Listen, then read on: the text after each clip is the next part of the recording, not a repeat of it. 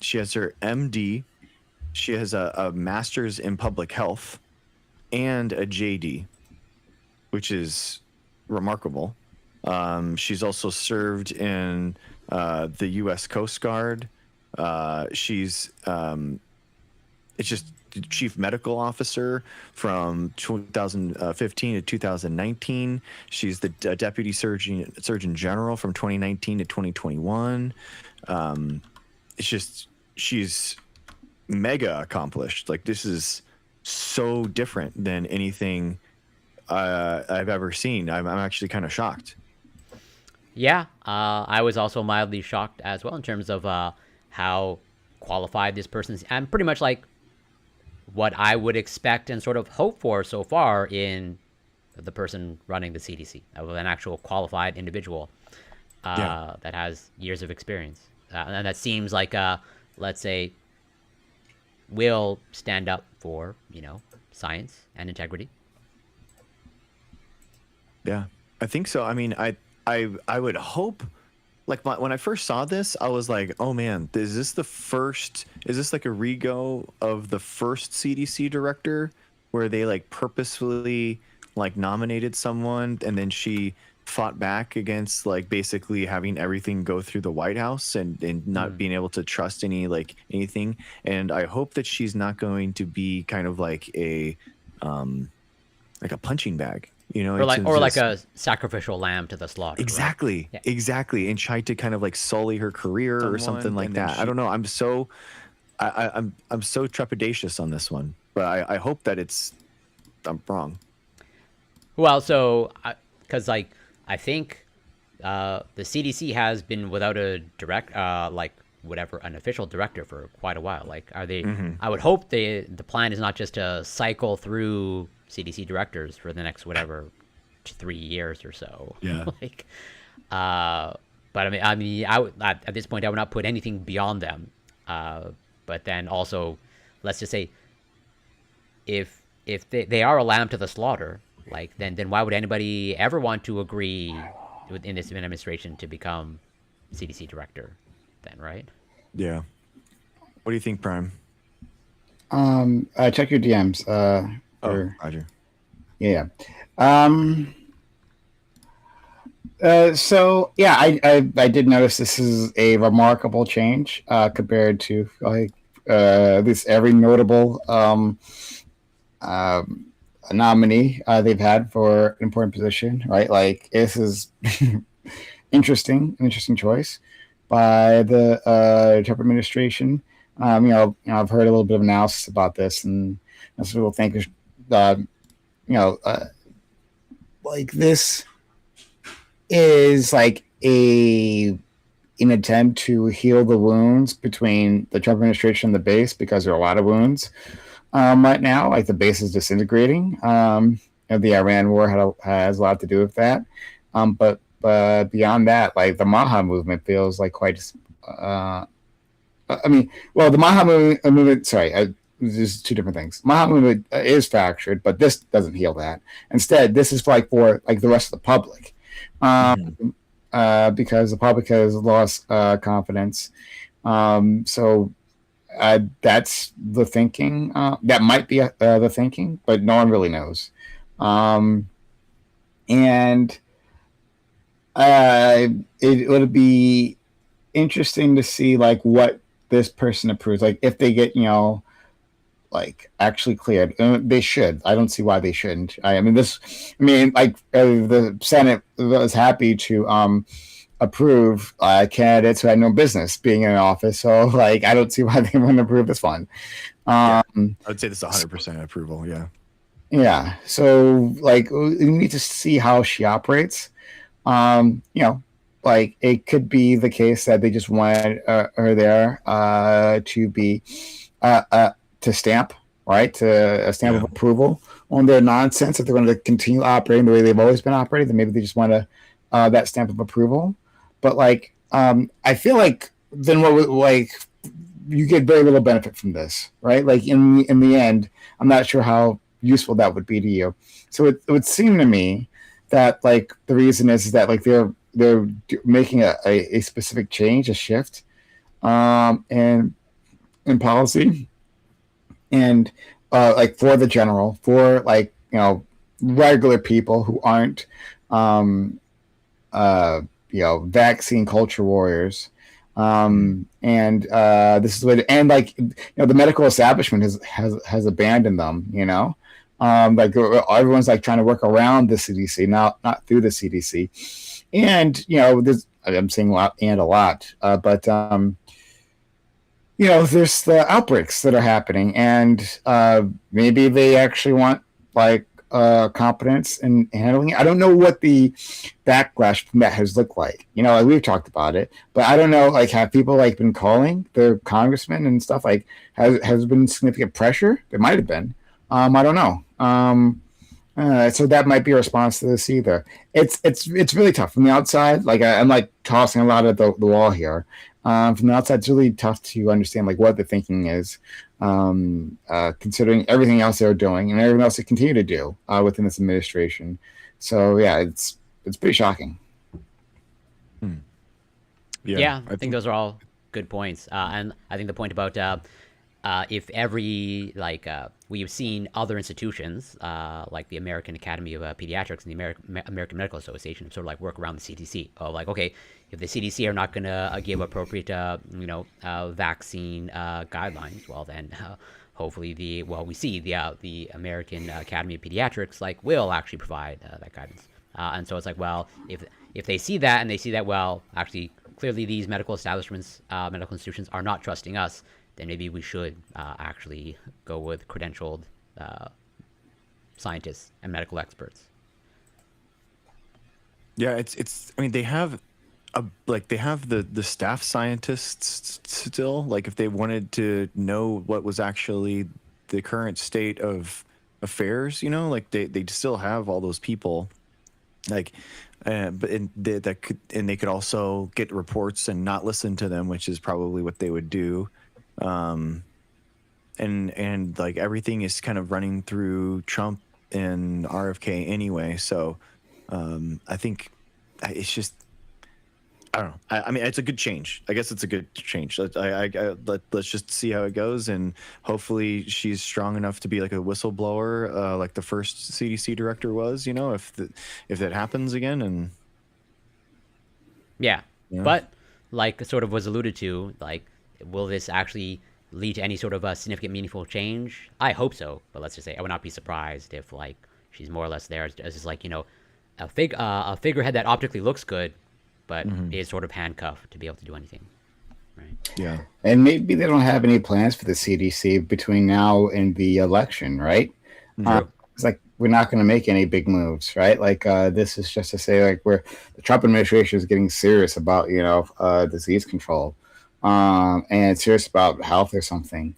But then the craziness, the next round of craziness comes, in January of 2027. And that's another play. Yeah, like it's really it's odd. Like the more you think about it, like and I haven't looked too deeply into the reporting. Maybe there is something that's been said about this that would make this all fall into place.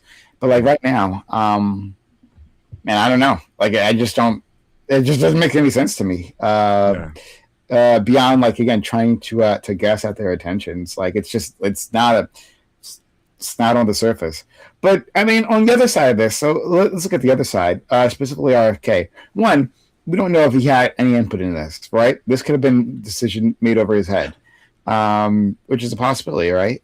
Trump does that, and like, yeah, like RFK, like if anyone you wanted to undermine, right? Like, yeah, RFK would be a good person to undermine because he's an idiot. And he, like, it's almost always bad headlines that come out of there. Like, unless you're within the MAHA movement, like the headlines that come out of HHS are usually just like disastrous. And I don't think Trump gives a damn about. And the headlines about RFK himself of like his weird practices also. Yeah. I don't think Trump gives a damn about the MAHA movement, like whatsoever. It was a useful component for his coalition building, but like beyond that, like it's like whatever. And I think he'd be really willing to eject them like easily, right? And this may be a preparation to do that, because like RFK is just like a freaking lead balloon. And like again, after the election, what would he even need these people for? Like if he got rid of them, let's say after the election, he like purged RFK and his crew, like whatever. He doesn't need these people anymore, right? Like they'll like get mad, they'll go on their podcast and they'll like, say whatever, but like the larger Republican base doesn't care about this. So like the damage would be minimal, honestly. And the upside would be like pretty significant, if he like had someone who it all deserves to be within HHS, right? Like I don't know, it's just yeah. I'll leave it there. I'm just kind of rambling here. Yeah, no, I agree. Where like playing out the scenario, if Trump, pretty much got rid of RFK, like I think at the end of the day, well, just like we see with just about everything in MAGA Republicans, is like at the end of the day, they will back Trump and his decisions more or less. And so, like, if Trump gets rid of RFK, then I think most of them will see them as like a sign of like, well, clearly the RFK did something wrong. RFK's in the wrong, so we have to just trust in Trump's plan and ultimate vision, type of thing. It's always a 3D or 4D chess move, right? Yeah. Yeah, it definitely was like a solidification for political gain for like the election with Trump and RFK, I thought. So if he's not running again, he doesn't need to be elected again. So yeah, we'll have to see how that goes. All right. Well, I guess we could save the RFK hearing for a second, but or do you guys want to talk about that? So well, I think it was many hours. I didn't watch many hours of it, but I did catch a few clips here and there. Let's just say, I think I can more or less play out what occurred in terms of softball questions from Republicans and actual meaningful questions from Democrats overall. Well, Dr. Greg, tell us what you want us to focus on. Yeah, so we can just go down the line from our Discord DMs. Basically, so I watched like an hour of his one yesterday, and then he did a second one today, and then he also did like a smaller health, like a smaller panel or something. And you're right, Corey. Like it's very frustrating to me. Like, and it's true. They basically the representatives go in there and they do try to like cut, them excoriating this guy and then fundraise off of it. And it's like, okay, like I get that. Okay, that can be, you have 5 minutes, that can be like a soundbite. You have 30 seconds, a minute to do that. You got this guy under oath, like hold his feet to the fire, make him actually answer something, actually answer a question. And the problem is that the Democrats basically kind of just go on and on and on for like 5 minutes, and it's like, I mean, they're making good points. I agree with them, right? Like I actually agree with their points, and they're a lot of them are bringing up vaccines. They're talking about how these things are expanding, the diseases are spreading in our country for the first time since 1989. Vaccination rates are plummeting while this disease is spreading. So they're making good points, but then the Democrats, I guess they just don't really like have that opportunity. Like you could say that stuff, if you wanted to, on video.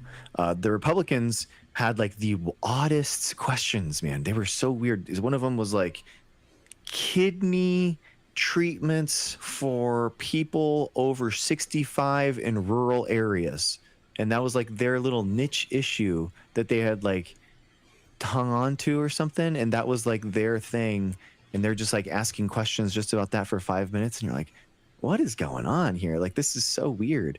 And then another Republican that was like a physician talking about how it's, this is all but the Biden's fault, and all the healthcare costs are now all Biden's fault and stuff like that. And it's just, you're right, Corey. The Republicans are so useless in these. And I did see of one of the clips that I saw, an exchange where like it appeared like a Democrat was trying to like press him on on the measles issue. And I think RFK's response was like, well, like we've reduced measles cases, but basically like, yeah, it seems like they were attempting to hold his feet to the fire, but could not really get him, or like, as usual, he's understandably being like Weasley or dancing around. Of like, I think his overall response is like, well, we've like responded strongly, or like we've reduced the number of measles cases like in like, I don't know, record time or something to that effect. I can't remember exactly, but he seemed to spin it as like the response to the measles outbreak as a positive. When like, but the Democrat had the opportunity of just pointing out that you have a measles outbreak, period. Like that should not be happening. Yeah, it was eradicated. It was eradicated in the United States. There's really no reason that this could have like came back in, in Mexico, which is basically it's a the infographic that they put was basically the numbers of the United States versus Mexico versus Canada, and like if you take a small segment of time and then all in the United States and then compare it against the entire Canadian outbreak, their numbers are bigger in Canada, their total numbers, but we've also like had in a shorter amount of time like way more. So it's like we're basically in the inflection point where it's like going to keep going up. And the entire Canadian outbreak, which is still happening in some pockets, like it's still like not completely gone. But it's just, it's really, they're really cherry picking numbers to think that the United States is actually doing well in regards to this. Yeah, but you are on track, and correct me if I'm wrong, like the United States is on track, just like Canada, to have their status of measles being eradicated revoked, as in like you can no longer be considered. I think like in a few months from now, like I don't know, 6 to 8 months, like you're on that path. 100%. Like, yeah, we'll lose it for sure. Because we have lost it. Yeah. If we haven't already, we have. And so it's like, okay, is that part of making America great again? Like you had measles eradication status, and like you either have lost it or will lose it shortly. Is that part of the greatness? Where does the greatness fall into there? So someone's asking in chat, basically, if we have a lot of foreign people and immigrants coming into the country and we don't know their vaccination status, how do we not know that that's where the measles is coming from? So the reason why that kind of doesn't make any sense is because it doesn't line up. So basically, why did measles stay dormant for, you would expect measles cases to correlate with the mass migration that's happening, right? So, and I think that like, you don't see that. In 2020, 2021, you would have seen the measles cases not in 2024 or 2025, 2026. So it's like, why is it outbreaking now if we've had, no illegal immigration for the last year and a half? It doesn't make any sense. Like it doesn't. The timeline doesn't match up. It doesn't make any sense to me. Also, like from what I understand, like there are multiple states, as in like I think even like states like Alaska are having many outbreaks. You're gonna tell me I don't know I don't know how many people migrate to Alaska or at least cross the border into Alaska illegally. Is that an actual thing? I wouldn't think so, but I could be wrong. But someone correct me if I'm wrong. But like, yeah, it correlates. It correlates specifically not with the amount of migrants there are in the states. It correlates with the vaccination status of that state that it's going to. So if it was a bunch of immigrants that were coming in that had measles, then the states with the most migrants would have the most measles cases, and that's not the case. What we are seeing is unvaccinated people. 93% of the positive measles cases are unvaccinated people, and they're unvaccinated kids. They're not migrants that are coming in. And also, I think that would directly contradict what Trump says. At least according to Trump, I think in his own words, 0 people have crossed the border since he's been in office. So like, where you're telling me that there's some sort of delay, some 1 year plus delay between the 0 people crossing the border when Trump closed it down over a year ago, and now the measles outbreak is like, on the upswing. Make it make sense to me somehow. Exactly. I don't know. Like, let's not pretend this is new. I don't know who this individual is who asked the question, so I won't cast aspersions on them.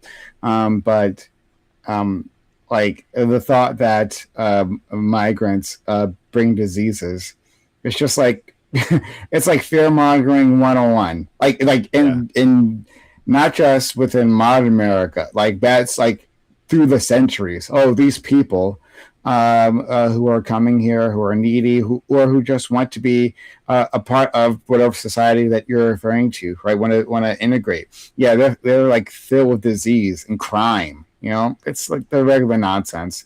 No, thank you. I won't engage in that. I think you made good points about like the timing. Like, why wasn't this a thing before?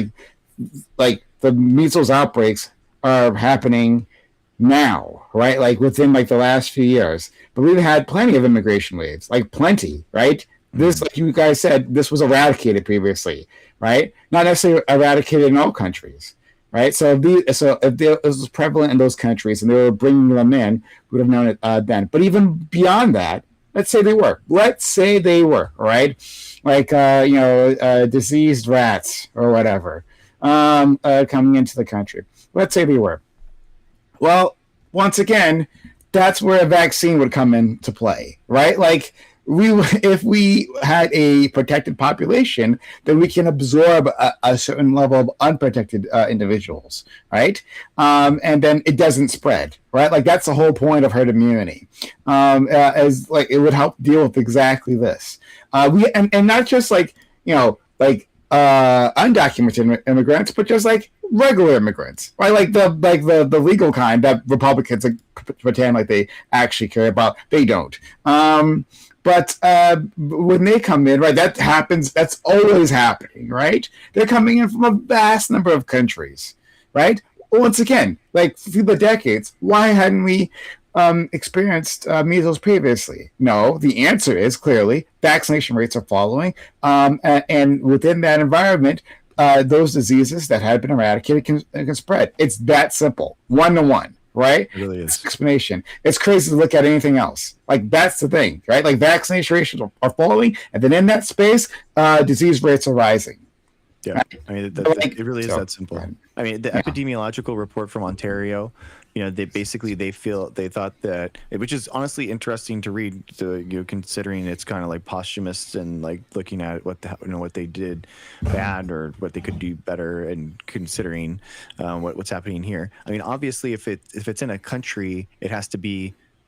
And if it's eradicated in a country, it has to come from somewhere. But it doesn't mean to like what you're saying, Prime. Like that's not like xenophobia or something. It doesn't have to be from like a migrant. It could just be from a traveler. It could just be from someone that's traveling that just didn't know that they had it.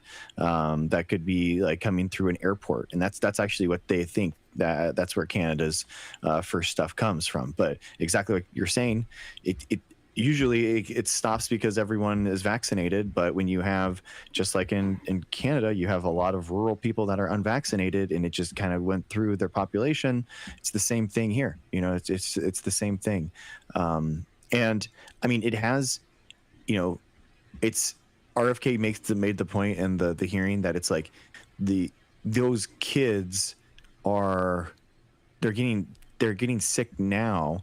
But I've only been the HHS secretary for a year and a couple of months. He's like, it's not my fault that they are. And it's like, dude, you guys spread like vaccine hysteria and made the COVID vaccine political. So it's it created why you're the health secretary at this moment in time, right? Your claim to fame was actually creating this mess in the first place. That's why you're here. Let's not forget it. Yeah, exactly. They wanted that because of the anti-vaccine rhetoric that they started in 2020. Now that's bloomed into RFK being our secretary, basically. It wasn't because he. Go ahead. You go first. I was just, and let's just say, well, we grant that this the outbreak is due to migrants or illegal immigrants. Would this person, then be advocating for, free vaccines or healthcare for these individuals? Because that's one way to combat it. It's a good point. I suspect not, but I don't want to, but I'm pretty sure, generally speaking, like the individuals that are staunchly anti any sort of immigration or even well, either legal or illegal immigration rather, they would not be advocating for these individuals to get free healthcare Exactly. or free That's why it vaccinations. is. That's why people got so bad. California offering free healthcare to everyone, and it's like, well, that's why we have, Medicaid and stuff like that. That's why we have CalCare. It's what it's called in California. But it's like, yeah, I mean that's the idea. We should give the aid to those people because it costs so much more money. If you're just looking at a capitalistic economic sense, it's like it makes so much more economic sense to just $100 vaccine versus $40,000 Medi-Cal. Thank you. $40,000 per measles case. It's really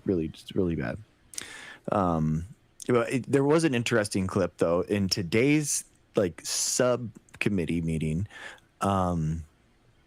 that basically there was someone had asked him point blank, and this is why you want to ask him questions because he's under oath, and it's like well, you want to see what he actually says.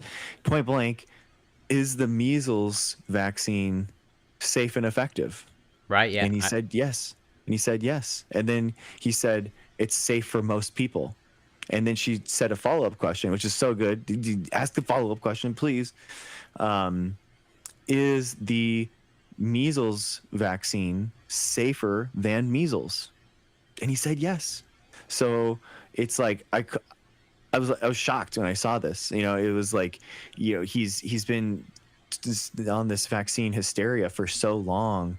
Talking about we lost more people during COVID to the vaccine than we did to the actual disease, which is preposterous. The United States lost 1.2 million people. So the idea that we would actually have lose more than that to the vaccine, I mean, that's insane. But I think the point here is that RFK knows that vaccines are safe and effective. He lies to people, but he is doing this because he makes money off of selling basically referrals to anti-vax lawyers, and then these anti-vax lawyers sue the pharmaceutical companies, and then he gets a kickback from it. He makes millions of dollars in order to do this. So it's the grift. It is the grift that he does. Yeah, I did. So instead of watching the full hearings or the hours of hearings, I did read a quick New York Times summary article, summarizing some of the key events, and that was explicitly mentioned, described that specific interaction that you just described in terms of him being just outright asked of is the measles vaccine overall safe and effective, and him essentially conceding yes, and that it's better to receive a vaccine, or the vaccine is safer than actually getting measles.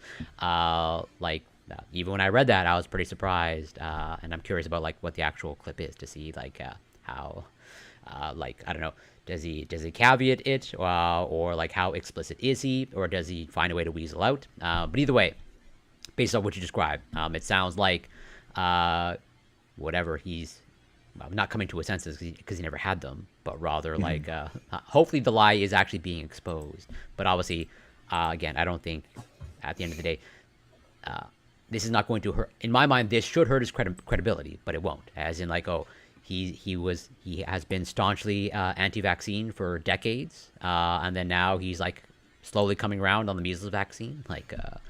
I guess I'm glad to see that you can only brush up against reality and evidence so long before you can deny it, especially when you are in a position of power and actual responsibility, and literally have people's lives, in the balance. And so I guess maybe he has some semblance of a conscience, but then at the end of the day, this should totally shatter his credibility. Yeah, I mean, he had all the time.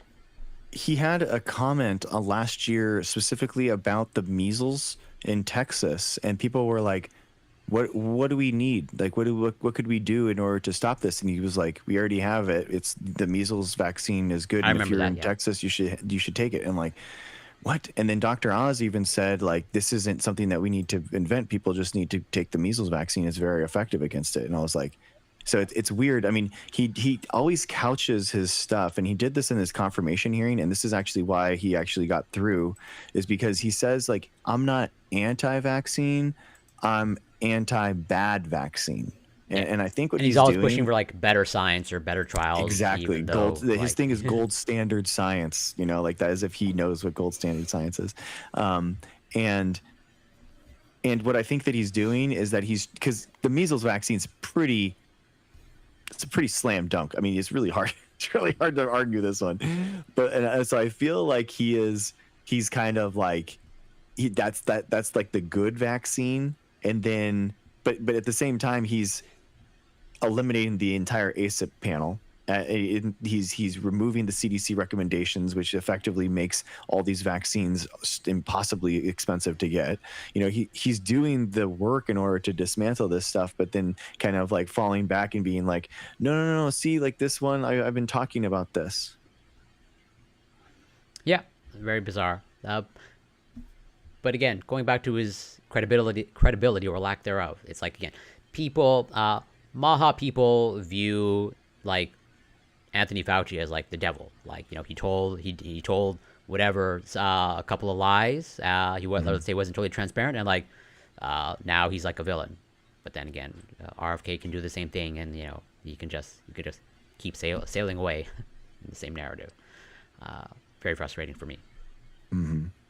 Yeah, someone asked, what's his stance on the hepatitis vaccine? He's against it because that's the Hep B is right after birth, and that's the thing that they went to basically push it off for years, which isn't when you're most susceptible when you're a newborn to chronic diseases, basically that would scar you for the rest of your life for Hep B. So it's like that's why they give it right at birth, because our prenatal care kind of just doesn't exist in the United States. So, he was asked specifically about the prenatal care because the childhood mortality rate for Black women is so bad in the United States. It's like 3 times the average. And he was asked about that point blank, and he was like, "No, we changed that. It's gotten a ton better ever since we came in." And I was like, "What? Like, what did they do to prenatal care for Black women? Like, what did they like?" That would be so weird. That would be the opportune time of like, okay, can you what actual steps did you take?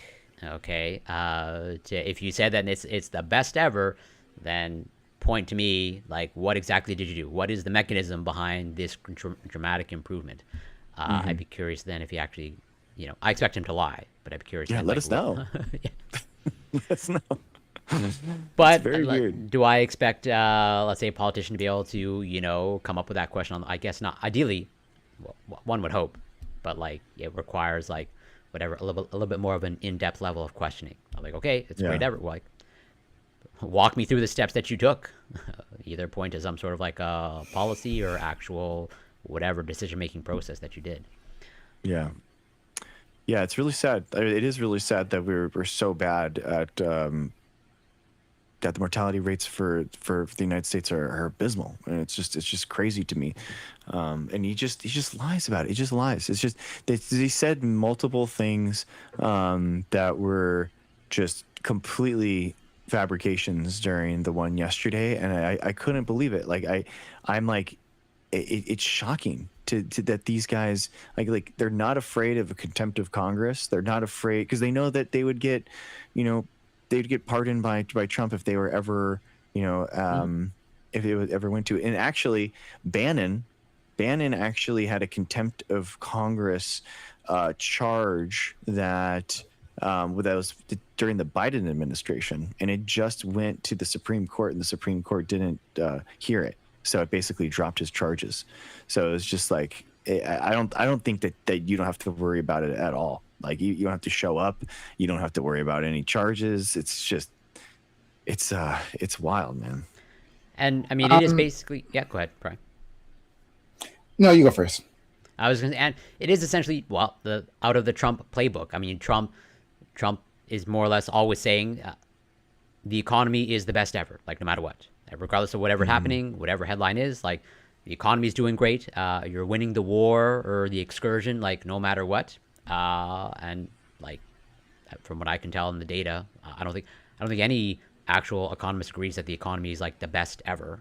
Okay, but then like he gets away with that, and so it's not a surprise to me that someone like RFK, he can just say like, yes, everything we're doing is great, then that's it, and people will buy it.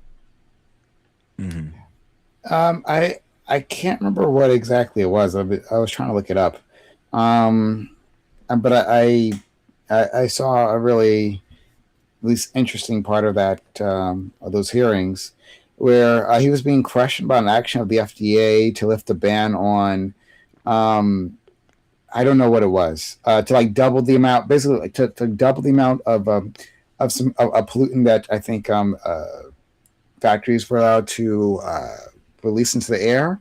I thought it was lead, but maybe it's not lead. I forget what it was.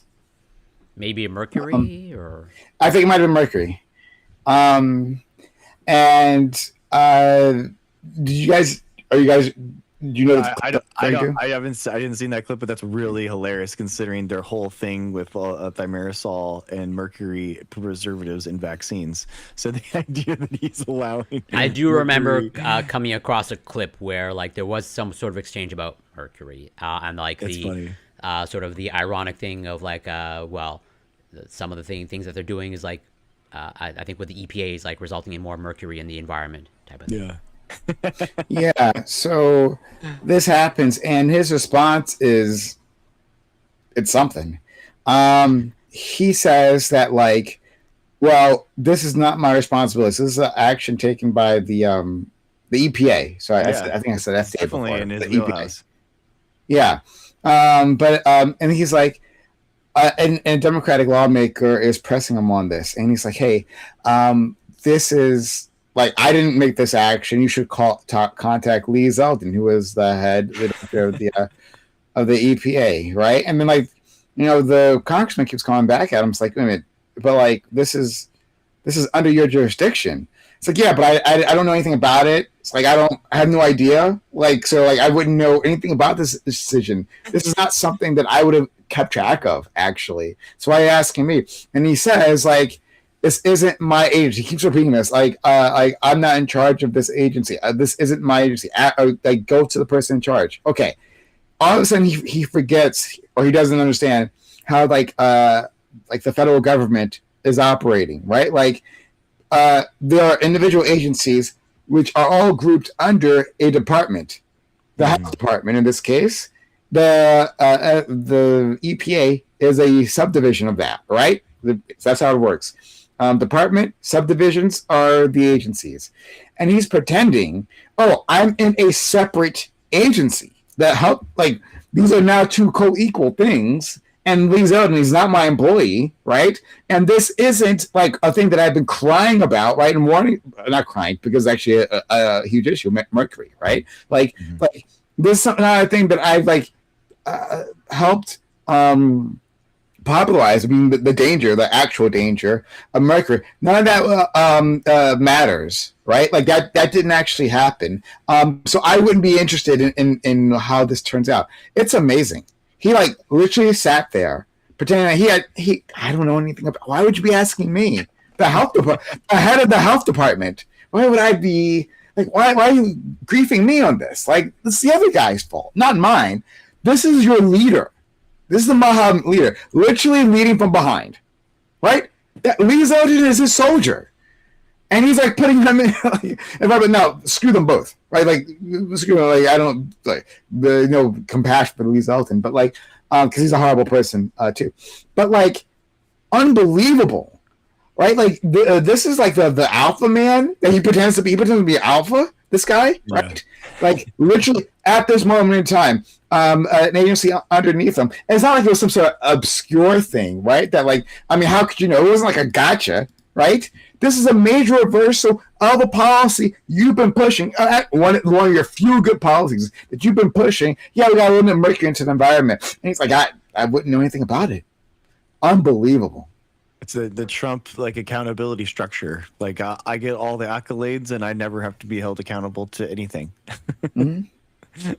It's Well, just like, if there's an event that looks a bad, lot from these people. Go ahead. You go I ahead. was going to say no. Pretty much like you said, if there's any event that looks bad, just deny, deny, deny. I don't know anything about it, so don't ask me. Yeah, it's. I mean, the thing is that he, like in a normal HHS where they have experts at these roles and they have science and reports kind of going through, the normal process.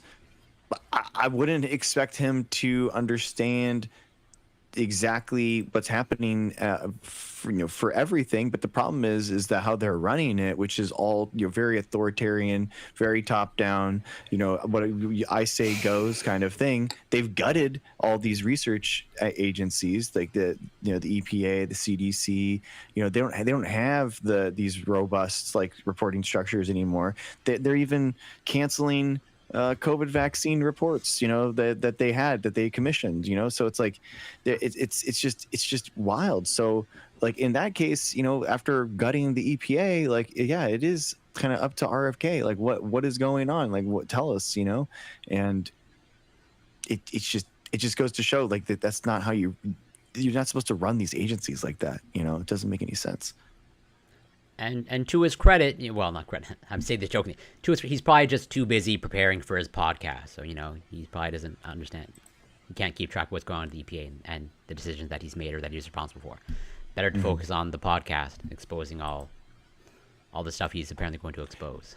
Yeah, exactly. Yeah, just hint at the just tease the podcast.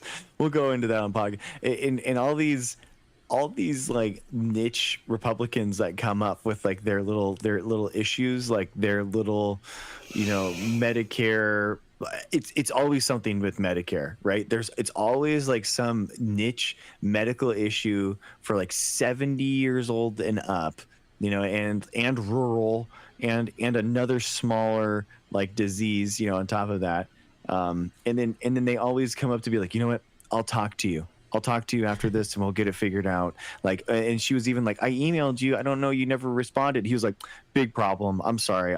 We'll talk about it. We'll get it figured out. And I'm like, bro, that's just bad policy. That's just bad legislation. If you have to go one by one, like, well, did Alabama have this problem? Okay, we'll figure it out in Alabama. It's like, no, dude, the whole reason why we have legislation at the federal level is because that same problem is probably being replicated multiple ways and all across the country. So just fix it for everyone. But they don't care. They don't care about governing. They don't care about this thing actually functioning. And it's just that's kind of the point. I mean, it's a podcast presidency, like it's crazy. And like, I mean, like if you just look at everything through like the lens of their fame and then like their within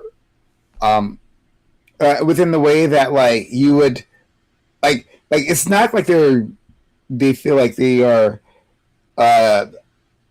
held to a constituency. They're held to like the audience. This is an audience performing to. Like Kash Patel is a good example of this, right? Like he's not like working hard within the FBI. Also, the person completely unqualified to do this, but like he's not like working hard for the FBI because like, I want to keep the citizens safe, right? Like that's my focus. It's like, no, like I want to perform in front of the camera, right? Like good for them. So as he does like literally just PR stunts, right? Where other past FBI directors, and who I don't necessarily like, right? I don't necessarily like these people, right? But like, well, we've begun an investigation, right? Maybe you update the public if it's something that's well known and like being watched, right? Like, hey, like we're on it. We don't have all the facts yet, but me and my officers, we're going to get on top of it. We can assure you of that, right? And then that's it. They're dead silent until they're ready to bring charges or whatever, right? No, with Kash Patel right in front of the camera, I'm doing it. I'll handle it, right? We are the greatest, the FBI we've ever been, right? And you know what? I suspect who did it. It's probably that guy, actually. He did it. Like, no, but that actually freaking happened, right? Like like I'm not even like making this up. He has like gotten ahead of himself, made accusations from individuals who, like, after like the regular investigatory process had revealed, like, oh, this person wasn't involved, right? Like, but he'll just like say it because he has an audience. And like, within the podcasting realm, you get there are benefits to being first, right, out in a story, right? Sure. To get like the initial rush. That's what you would do. You don't do that in law enforcement because of the obvious, right? But yeah, in a podcasting arena, it makes us so you see people all the time get like half-baked takes on all these things just because they have to rush to whatever social media platform they're on, right? To give their thoughts on this, right? That's what he's doing. And so, like, I mean, like, but this is like these types of things are replicated across this administration. And the results are obvious. So true, man. Well, I think that's like a good in for our next story that we were talking about, and kind of like encapsulating that kind of point where they are using. I mean, who knows who, I guess, at this point, but there's basically social media is being flooded with fake AI, like America First influencers now, in order to try to do exactly what you're talking about, try to seed kind of like the narrative so that they can kind of like take advantage of these algorithms again. So basically the prompt kind of that they put on at the bottom is, the left say Republicans are united, that the left say Republicans aren't united. That's funny because I bet I can get a Trump supporter from every state to comment. And then they basically have a video of themselves. And quote from the New York Times: in the months leading up to the midterm elections, hundreds of accounts have emerged on social media featuring AI-generated pro-Trump influencers posting a rapid pace about radical left and America First. They tend to appear as ordinary, if very good-looking men and women gazing flirtatiously at the camera while pontificating about a war in Iran, abortion, or Bad Bunny. So basically, where these one of these things is not like the other.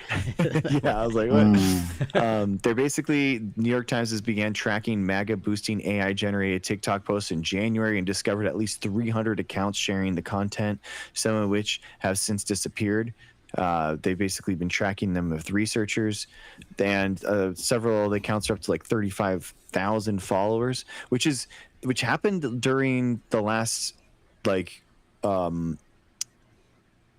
think it was like 2024, where it was like Indie GOP or something like that, which everyone thought was the the Indiana GOP account or something like that, and it was like one of the top 10 like social media accounts trafficked in the entire on X, and it was like just an actual Russian bot. Like, it's just, really? I didn't hear about that. Yeah, dude, it's crazy. And so you're using these bots in order to try to like seed this narrative, in order to try to push this stuff. Because you're right, Prime. It's like it's just a podcast world now where there's no kind of like editorial discretion. People will just kind of like say anything, talk about anything, and you move on to the next story so quickly. You're just on to hot take kind of thing. And now with the bots, it's really easy to do that and seed the story. And from what I can tell of like some of this AI like pretty much it all seems to fall, or maybe not all, but a lot of it seems to fall under the whatever outrage category, or generate outrage type of thing. Like pitting, well, pretty much villainizing the radical left, and that MAGA is the great, and we have to combat the radical leftists.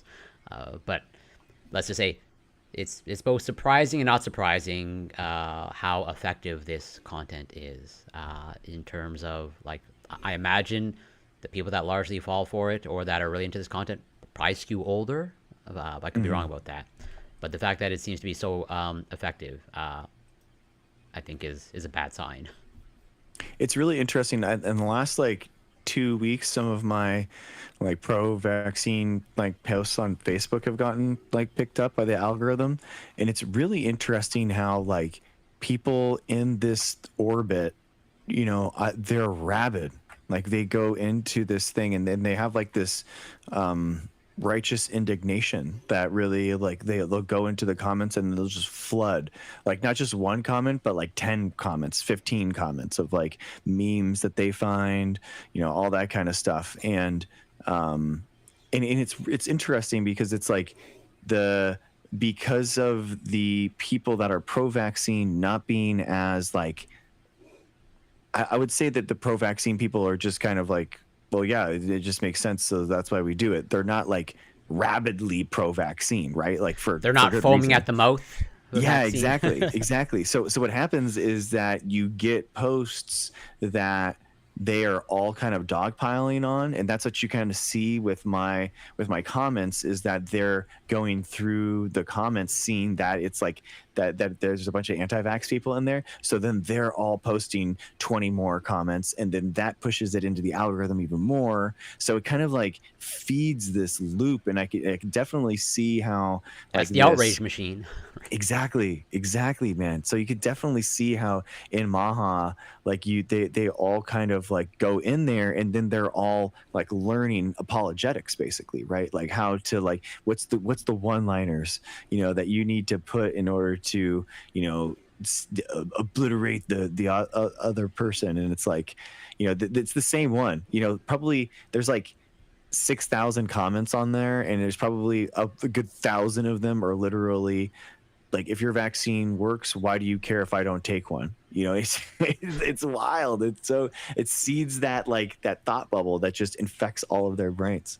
Yeah, I'm surprised. So I don't really use Facebook all that much. Mostly just like every once, like, you know, just check in, just to like, you know, whatever, check in on relatives or actual friends. But every once in a while I get a preview, like just how active Facebook can be, because like I am part of, let's say, some let's say local neighborhood groups, but that's mostly just to keep, you know, try to attempt to keep track of a little bit of like current events or like, you know, what's happening in my local community. But I don't really use it. But I see the messaging that occurs there. I'm like, you know, like people are having really, really, well, just like heated exchanges going back and forth on some of the most trivial topics. And from what I can tell, like I said, I think Facebook skews to an older demographic, or it seems like. Yeah, for sure. I think it's largely just whatever boomers on there, and just arguing with each other. But like, yeah, Facebook seems like a really toxic platform. I'm significantly less concerned about this than others are. So I'd seen a previous story. I was actually talking to someone about this a little earlier, a few like 2 days ago. In any case, there was like a video talking about how there are now like AI generated military influencers for like the American military, for the Israeli military, for even Iranian military, right? Like they were using, for the American military in particular, they were using this one model, this like very attractive blonde woman, and like, but it was a larger video talking about like basically this trend, right, of using like you know, thirst trap recruitment, basically, right? And they tried it through the decades, really, right? And now, like, this would be like, right now, this is the final form, you know, of what that looks like. And it would, and actually, because this, and it's particularly interesting, this form, because one, yes, the militaries are using, like there are actors who, like, you know, want to promote, you know, the actions of this or that country that are using these things. That's simple, but the account that I was referring to, I think it was called Jetta something, right? The account that I'm referring to, well, that one, link in the bio, went to OnlyFans, right? Like what they just created was like a themed AI, like OnlyFans, like account, right? Like it's themed AI slop, and like this is just propaganda by like another name, right? Like what can I do to get attention, right? And how can I monetize it? They're like people on Twitter, like that whole moment where Twitter did an actual good transparency move of like putting the country of origin for accounts, and like you find out like a lot of those MAGA influencers were from like Africa or right like or Eastern Europe or something like that, right? They realized this is a way, right, to get money in your pocket because like you literally could monetize the outrage. And so just like keep saying whatever, right? Pretend you're a Trump supporter, like you don't give a damn about this. You just learn what like ticks off Americans or Westerners, right? And get traffic to your account. This is the same thing, right? Like learn what like gets traffic to your account. Hot women will always get you traffic. Simple as that, right? And then follow them into your OnlyFans account to monetize. But on the outside, what you're seeing, what you're interacting with, is like a more divisive online atmosphere. Like it adds to because there are people who go in like real people go in the comments start arguing about this like nonsense, right? So like it like contributes to divide here in the United States. But like in terms of oh my god, like look at all this misinformation. It's like well, what Corey was saying predated generative AI, right? Like this is just like the next level of that. It makes it kind of easier to do it. But like the people who are going to be fooled like before are going to be fooled now. Okay, right? I think though the only thing that I would be concerned about is that the spectrum of individuals who might be open to catch this misinformation grows, right? Because like it can be much more convincing, right? As AI video increases, as as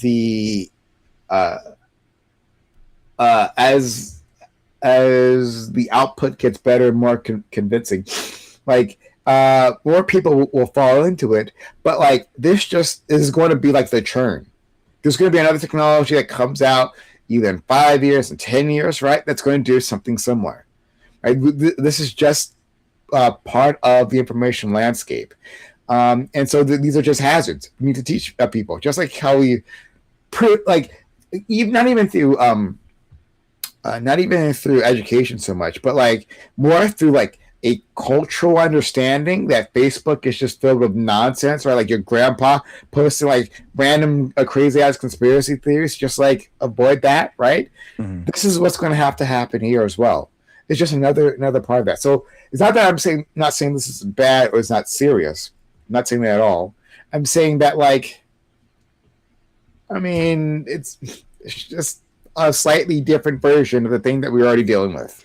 And so like just scale your worry to that, Yeah, I'm just curious if there's a tipping point to when these platforms like largely become unusable, as in like I sort of view X as essentially unusable now, or pretty much like I use or like I scan X, but I don't really post there, and like any sort of interaction there that I of the minimal interaction that I have, like I'm more or less I'm always assuming like that this is probably not a real person, and like with that in mind, with the increase in AI generated content, like is there a tipping point where like Instagram is like just no longer usable in any, or at least definitely it's not usable for its original intention of actually attempting to connect with actual other human beings, right?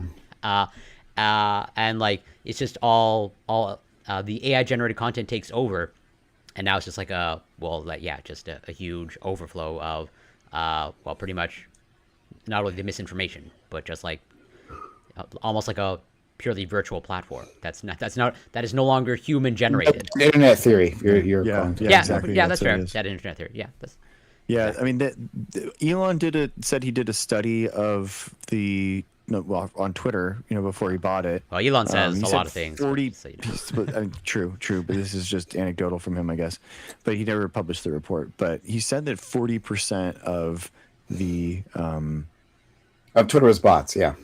But I believe, I could be wrong, but I think like he's involved or in a lawsuit.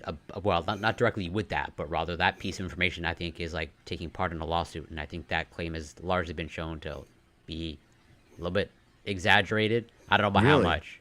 Interesting. Interesting. Or at least at the time. I wouldn't be surprised if more bots have appeared since then.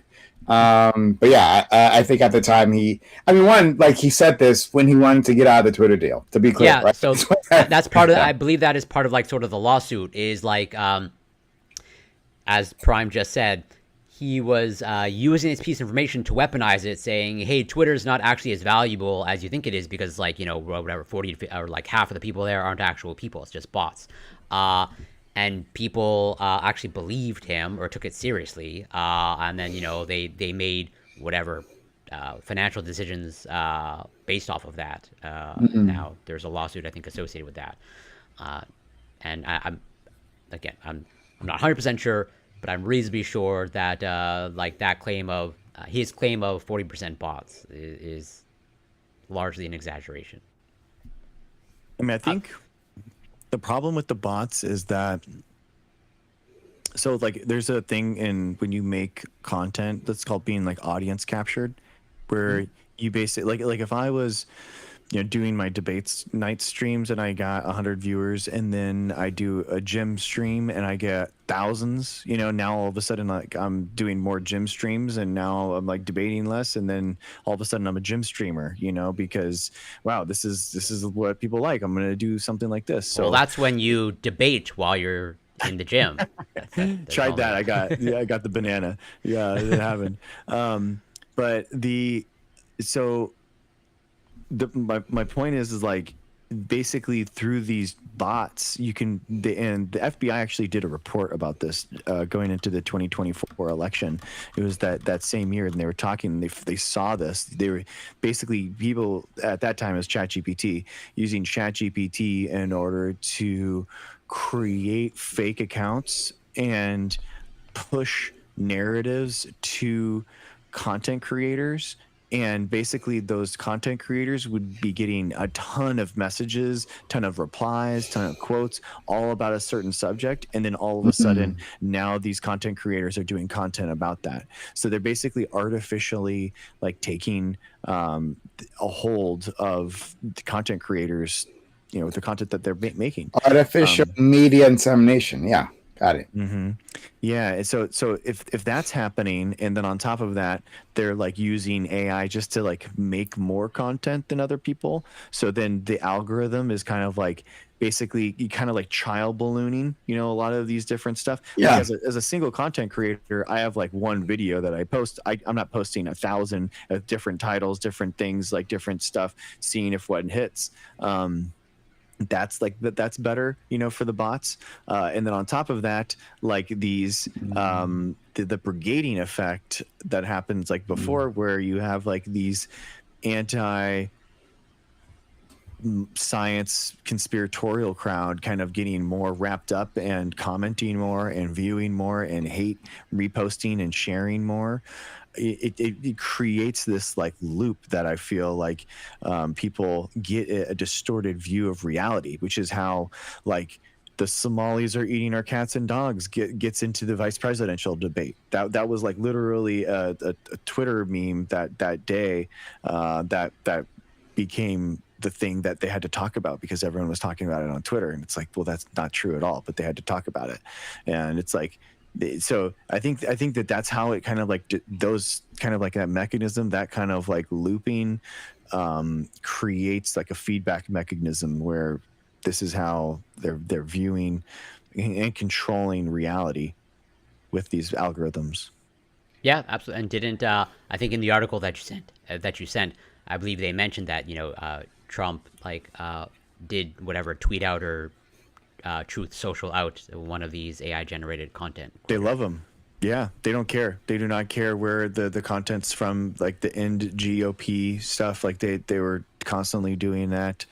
Yeah, it's very weird. It's a very weird. I don't know. Like it's weird having like pro science content out there, and I'm obviously going to keep going forward with this, what I'm saying. But I'm like having 4,000 anti-vax comments on my from 5,000 or whatever it is now, like on this post, and I'm like, this is like these guys are like in here and they're trying to like dogpile me, you know, and Well, but they're you sharing just need an memes. AI generated Greg to respond to all those comments. That's it. Oh, I'm slinging stuff. mom jokes left and right, dude. I'm having so much fun. It's great. They're just yeah. But yeah, dude, it is kind of weird because I am like, am I creating their platform where they can give their own AI generated view of reality that's been like instilled in their Well, yeah, you're mind giving by their something bots. for them to aim at. You are targeting exactly. And, So- and now it's like it's being hate spread through there, which also shows that like in their algorithms, like anything that's anti-vaccine, give me more of that. You know what I mean? So it's interesting. I'm not gonna. Obviously, I think that these algorithms have a huge part in realities in our society, and so I'm gonna keep trying to put my content out there. But it's just it's weird, man. It's just weird. It's just it feels fake. You know, it feels inorganic. Well, it's because it is in my mind. But yeah, like I don't know. Do you think these either TikTok or Instagram, like, do they have to do anything about this content? Like going back to my point of like the dead internet theory of like at what point does this platform become? Do they have an incentive? Like maybe we should not allow this content to propagate because it's just going to take over the entire So platform. this is interesting. So I heard from someone that was involved in marketing on social media, and they said that basically one of the biggest players in the finding out if a video is AI created is Google, because they don't want to lose YouTube just to like it all being AI created videos. Right, just because So like they- YouTube and Google has like attempted. I think they have at least a policy, especially I think they attempted or have clamped down on all those AI generated movie trailers, right? That are super annoying. Yeah, exactly. They want like to be able to sell ads to people that are marketing to these people, knowing that that's a real person and that's a real product that person is buying as an ad on their page. So if nobody wants to buy ads because it's just all AI generated and it's all nonsense, then they're gonna lose money. Sorry, go ahead, Prime. Sorry, I didn't mean to cut you off. No, not at all. I think I'll leave an example of YouTube aside, but like Twitch, Twitch for the longest time, like since I started, when I started, I read like through the entire terms of service, right? Very boring, but something that they made clear is that hey, if you view bot, you'll get thrown off. Now, view botting means like, and it's pretty straightforward, like using automated systems to increase your view count, right? Like, like, making fake accounts basically to like be watching you when no one actually really is. Like that was your policy. Don't do that. And I never did, right? I can assure you I never did. But like, and Twitch was saying like, oh, if we catch you, we're gonna get you. We're gonna be so unhappy. We're gonna do something bad to you. Okay. So for years that was the policy, but then actually, they went through the effort of like this was like last year I think. They went through the effort of actually trying to like shut down these accounts, right?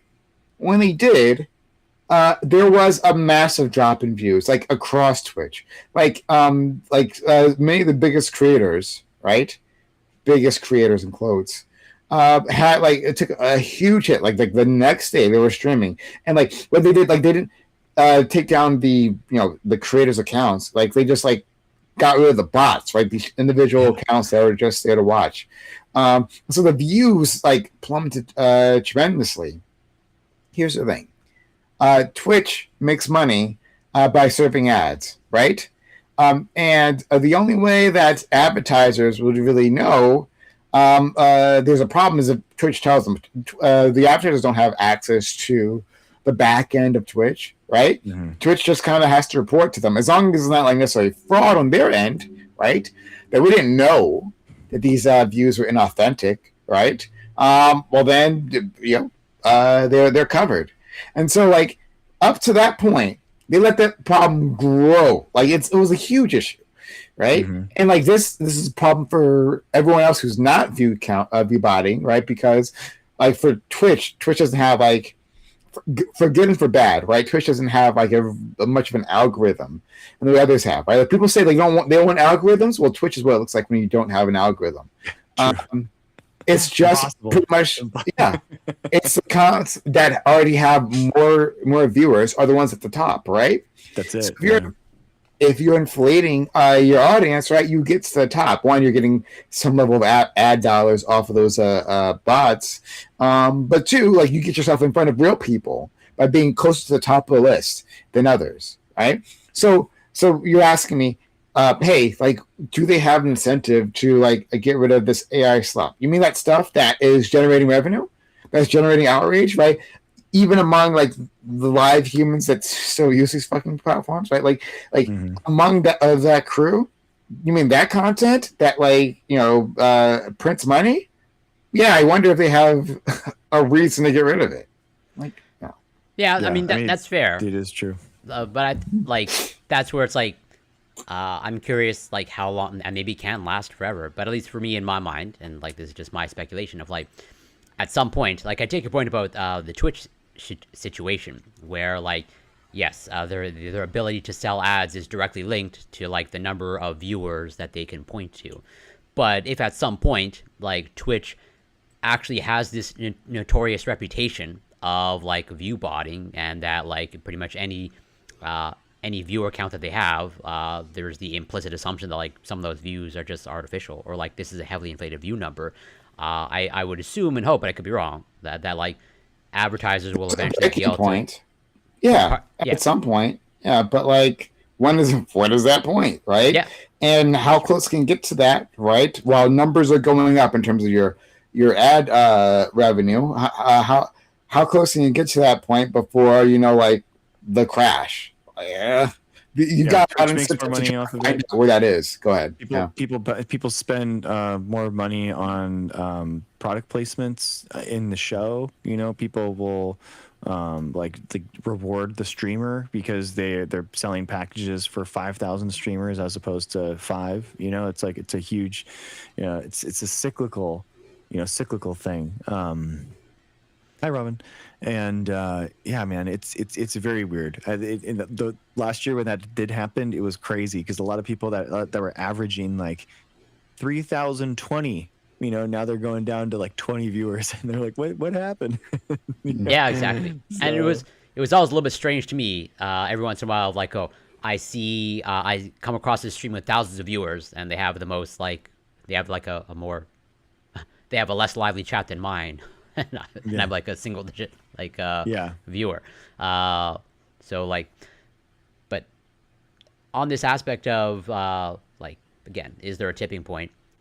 Also with Twitch, like at least for me, one of the reasons why, at least despite all my criticism of Twitch, one of the things that I do like it is like one is live streaming. Like at least as of now, there's very minimal AI generated content on Twitch as far as I can tell. It exists. But like, if Twitch becomes flooded with like just AI generated avatars, or you can generate video game content through AI, it's like we have virtual avatars. Yeah, we have VTubers. But but there's the implicit. I think most people assume, but obviously this is probably going to change, or has already changed. Of like. It's a beautiful, handsome Asian 40-year-old man behind that. Yeah, exactly. But most people still think it's a person now, whether that's true or not. I'm saying it wouldn't make much of a difference if it wasn't. If it was convincing enough, right? It'd be fine. And actually, I really don't know what the difference is. I hate VTubers. Like, so do I. I know. I know a lot of people in the queer community like I feel bad for saying it, but I can't stand it. I don't understand it myself. I don't get it. Yeah, I don't. Yeah, not a fan. So like, and yeah, I can get why that might be useful for the queer community, right? So I don't mean to like be attack them. But in the end, right, like for the many people who do like them, right, like I don't know, like you're making all kinds of assumptions about like the person on the side. as it stands, VTubers are known to lie about who they are, right? Like, yeah, like What? No. I pretend I'm a hot woman on the other side of this VTuber avatar, and it's just me, right? Like, if that gets your rocks off, then yeah, I'll tell you anything you want. With a voice changer, with all that, so I'm just saying, if it's one level more of abstraction, what difference would that make? Yeah. Yeah, no, that's fair. That is fair. I think so. Like, why? What do you? Just if the. I do think that the Russians like are specifically doing this just to sow division in the United States, like with anti-vaccine stuff specifically. They did do some of this with the Bernie and the BLM like stuff on the other side of the MAGA. Like they famously like put them on like the same like Russian bots, like put one on one corner and the other one on the other corner, just trying to like stir things up. Like, I mean, we've had the Russian money coming through for like Tim Pool and those kind of guys. Like, I mean, and now we have like these AI generated bots, for these TikTok accounts.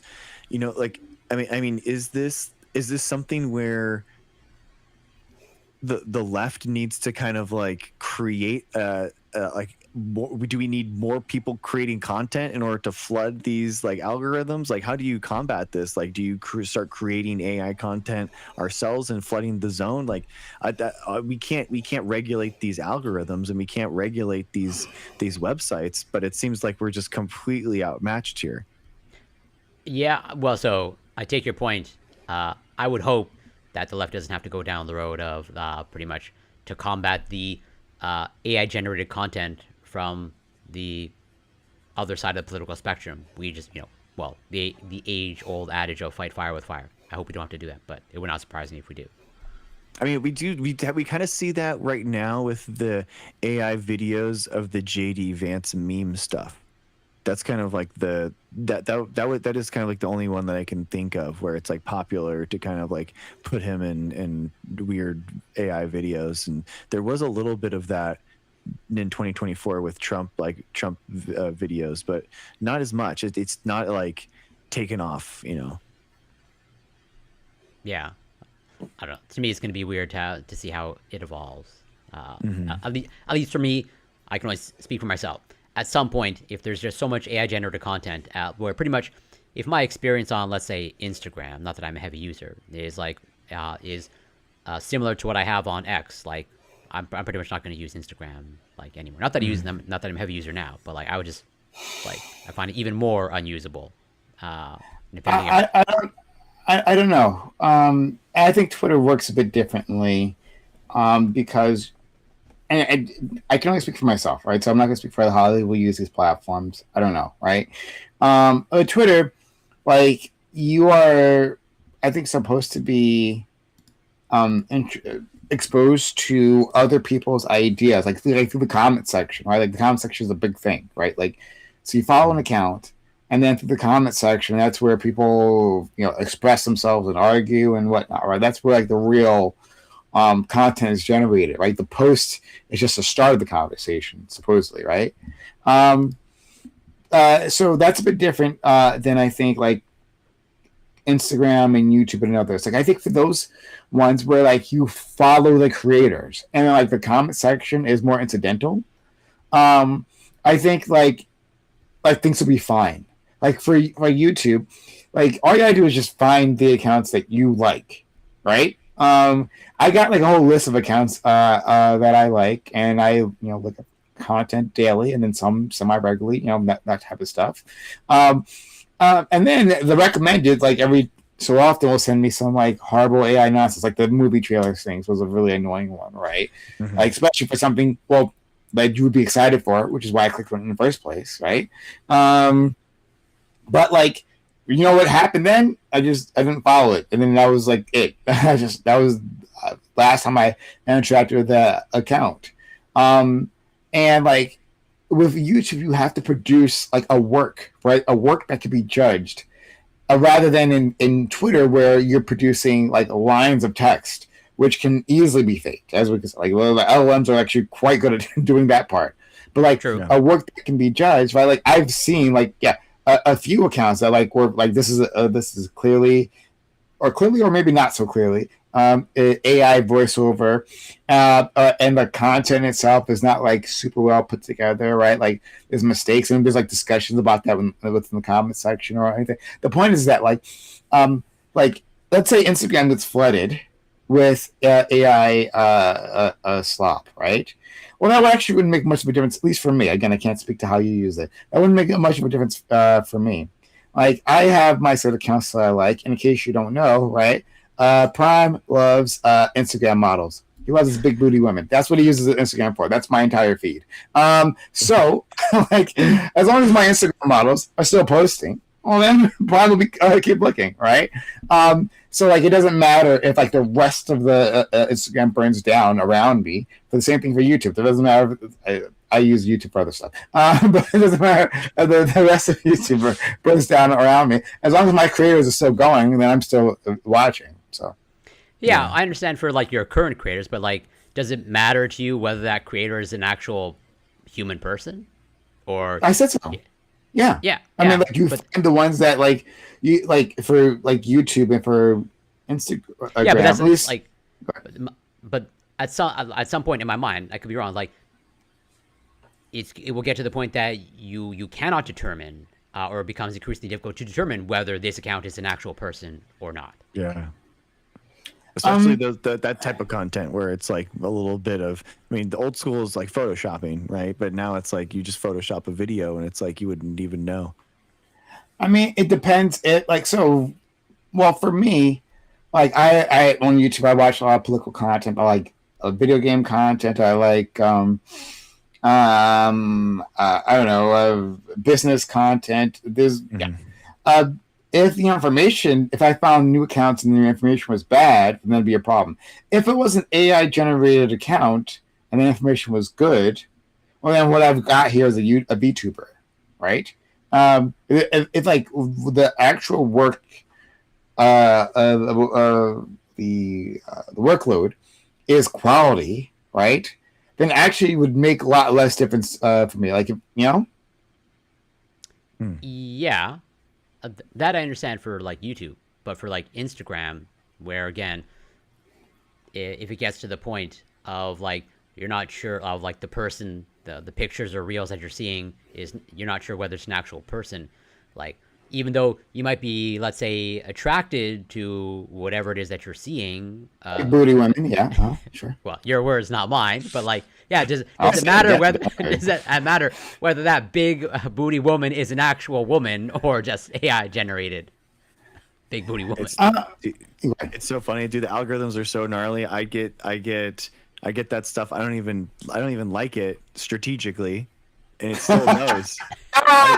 You know what I mean? It just knows. I'm like, how does it know? It's just you got that Neuralink implant. I do. It's those extra replays. You know what I mean? You're just letting it replay this because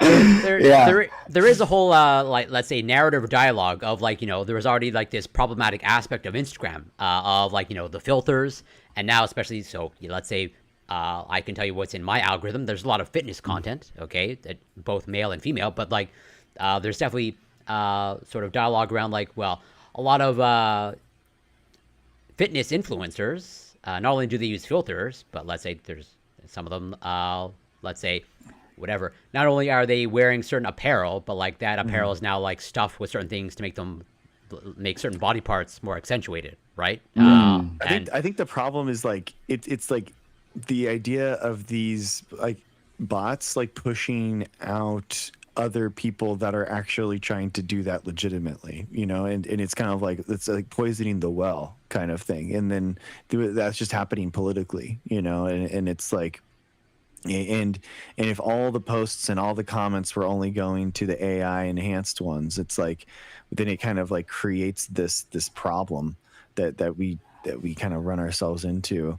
But instead of just like, crazy awesome delts or something, you have like a bunch of people that are like, oh my gosh, I've never been vaccinated, I'm perfectly healthy, and that's getting 1 million interactions, and Facebook's like, wow, well, this is what people like to see, and so they push that, and it's just It's exhausting, man. It just feels like there's so much fervor around that type of content, and it's hard because people that are pro-vaccine or pro-science and stuff, like, I think we're just like normal people, so we're not making it our identity, right? And these guys are. These guys are this is like their whole being. That's completely taken over their entire thought process. They're conspiratorial about everything now, and they really live and die by this stuff. And it's like, and in some cases, literally, right? Because they were literally losing their lives at 10 times the rate as other people during the pandemic. So it's like,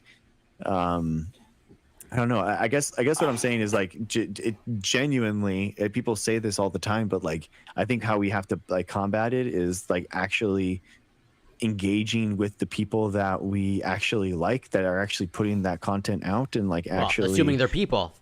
Yeah, exactly. So if you actually know that someone's legit and actually a real person, like, actually, people say it all the time, but doing all the social media things, like, actually does help engagement of those posts and pushing it out, into new people. Yeah, I kind of want to follow up on what Corey was saying, because I think it was interesting. Like, and I think it was getting to the point what I was talking about a bit ago. Like, talking about the people who are like using filters. Like, there's been studies about like how many posts on Instagram use filters, and it's of some absurdly high number, like in the 80s percent or 90s%. Like, there's just an absurdly high number of these photos have some level of filter. No, in fact, I think actually the study I'm thinking of was specifically talking about like the photos that have like the no filter tag on them, right? Like, have filters, right? Nice. And there was another one. This is a few years ago. I saw basically talking about like, especially like in Asia, South Korea, there's a big thing where like, like everyone uses these filters, and then like so much so that like they go to their surgeon with their phone and say like, make me look like this, like Right. Idealized version. And so like this is like a facsimile of reality, that we're already looking at, right? And so like, I hadn't heard that specifically what Corey was discussing about like gym influencers stuffing their body parts, right, to accentuate that, but it sounds completely believable from Corey. Well, it's actually, I'm surprised you don't know about that, given that you like big booty women. That's literally like, that's literally what happens with these fitness. I like. Well, I mean, yes, you will. They get surgical enhancements for the ones on my account, right? So some of them, as a bypass for the surgical aspect, like it built into the leggings is, Dude, extra padding. Dude, I mean, it's the glute maxing. That's what it actually is, Hazel. Looks maxing, no, glute maxing, dude. Deadlifts, Romanian deadlifts. Like, women are all into like hardcore leg day now. It's awesome, dude. For weightlifting, it's like, awesome. It's really good. But like, what I'm saying is that like we were already an abstraction from reality, True. Right? Yeah. And like, within this atmosphere of like, this has been going on for like at least a decade or longer, but like within this like media environment, then comes AI, right? And like, I'm told that I need to panic. Oh no, fake AI accounts, right? Where like what I was looking at before was like almost all fake. Like there's one account that I follow, right, of a particular woman with a particular look, and but here's the thing, right? Like going into the comments, like people were talking about her, right? They're like, yeah, like she's changed her look, and basically I had to like, and just like posted a ton, like thousands of posts, right?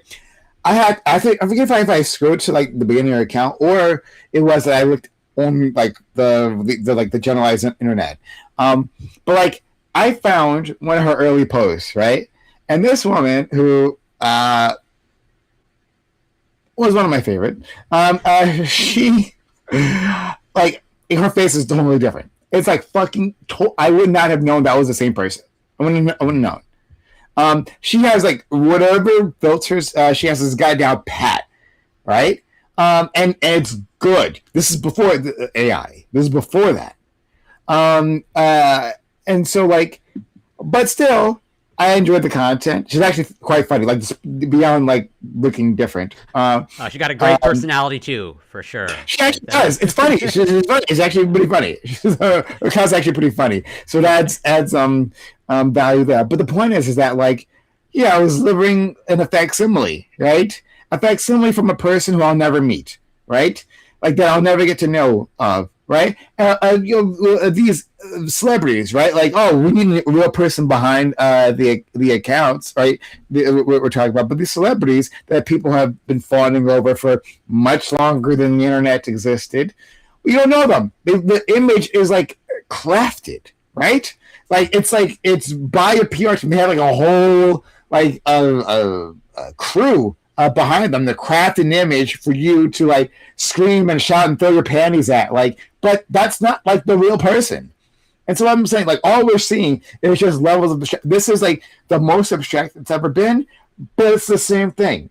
So like I'm just not nearly as outraged as other people are on this. That's all. Yeah. But Prime, don't you think that like the thing is in a democracy though, like figuring out whether or not there's a lot of you supporting a decision is going to be a big player in whether or not you kind of sign on to that ideology, and people want to join the winning side.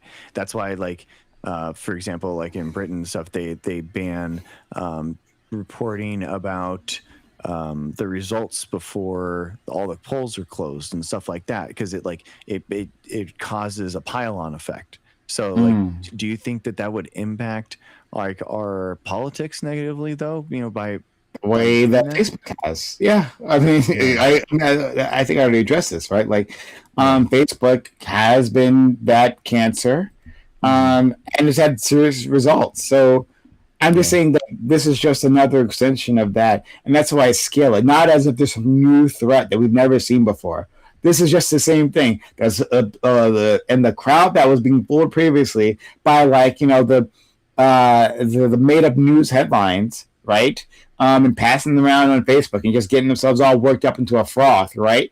Well, they're going to be the same crowd that we fooled by this. There just needs to be an education campaign, just like there was with Facebook, understanding that Facebook is just it's garbage, right? That news feed is not something to be engaged with and to be trusted.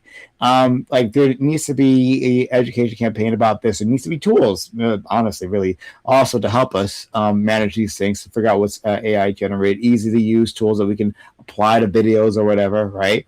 To help us. But other than that, like, I'm not nearly as worried. Yeah, so upon thinking about it further, not that I'm done thinking, I think I've answered my own question of like, pretty much like you are saying or sort of alluding to, like people don't seem to care, or we're already there now, and people don't seem to care. As an example, that sort of like what I was thinking about is like, okay, so even though I get fed and sort of somewhat consume a lot of fitness content. But I don't actually follow a lot of fitness influencers. Actually, as of now, on Instagram, I don't think really I follow maybe like one or two.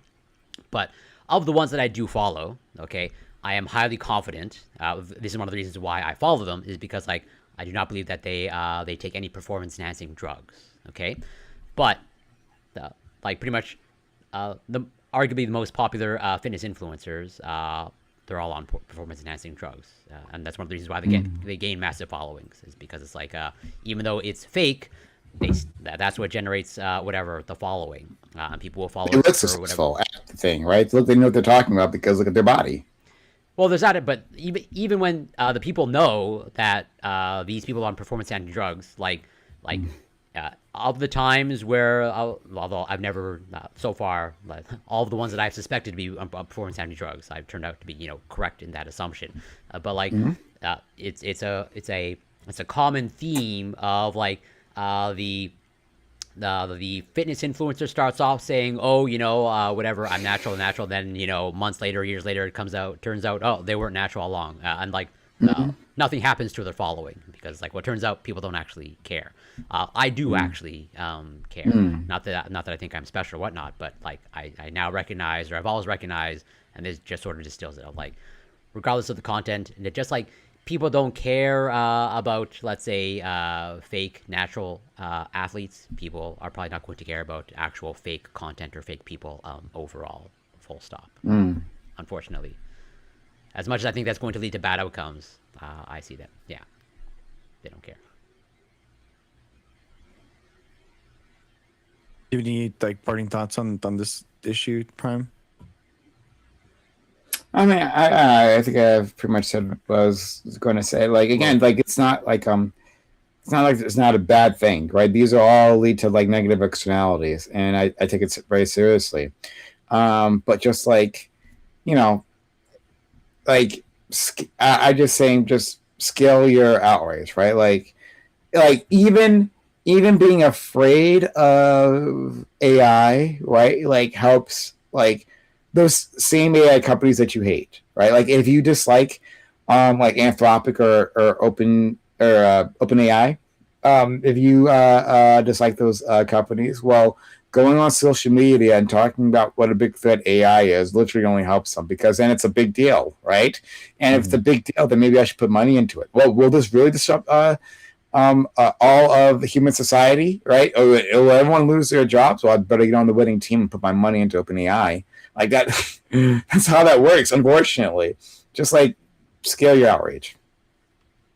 That's fair. Well, speaking of people getting impacted by outrage, this is the thing that keeps popping up. All these conspiracy theorists keep popping into my channel and keep asking what my thoughts are on this, and it's blowing up on right wing like news, but it's just published today. 11th scientist now 11th scientist's death emerges in string of missing dead officials with access to U.S. secrets.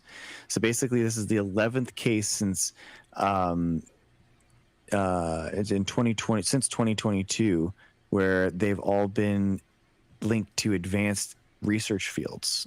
Specifically, basically this person's death was drew renewed attention after at least 10 other recent cases involving individuals tied to U.S. military, nuclear, and aerospace research have prompted questions about any pattern. And Trump specifically was asked on Thursday, and he said he had just left a meeting on the issue and vowed answers within days, calling the situation pretty serious. It's all going to be linked to Tylenol for sure. 100%. I know. Exactly, dude. I think yeah, exactly. And then asked about it, like Levitt said on Friday that the White House's investigation will leave no stone unturned. In light of the recent legitimate questions about these troubling cases, President Trump's commitment to the truth, the White House is actively working with all relevant agencies, yada, yada, yada. I just think it's like so funny to me that these guys who like have done nothing but everything that they can in order to try to dismantle science, attack scientists as illegitimate, to try to smear research scientists as like, you know, working in a cabal, all that nonsense. Now here they come as like the saviors of science and scientists, and yeah, that's how they keep framing it. And because these people keep asking me about it, and I'm like, well, I don't know about it. I don't know. Like, it doesn't seem like that plausible. It doesn't seem like that they're connected that much. And basically their retort is always like, well, I guess you just don't care about science that much. It's like, what? So Okay. I quickly perused the article, the Fox News article, but like actually this is news to me in terms of I was not aware of like whatever this string of whatever either related or unrelated deaths, or like, you know, all of these deaths have some sort of commonality of like research. But is there like any other details in regards to like, you know, No. what, like, okay. Like some type of like aerospace or research. Very. I had seen something on that just like this week. So I'm only learning about it too as well.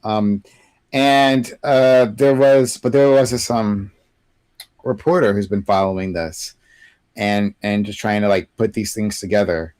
They like some of them are with have been looking at like the UFO sightings, right? Like investigating into that. So like that was a big thing, right? That sets people off. But yeah, there's been a string of like really weird deaths, and like one weird in like how they died, and then like the response to their deaths. Okay. Yeah, and so like it just, I'm not, to be clear, I have no idea what to think about this. Like and like they are like related to the aerospace and the at least the ones that I saw were mostly related to the aerospace tech sector, right?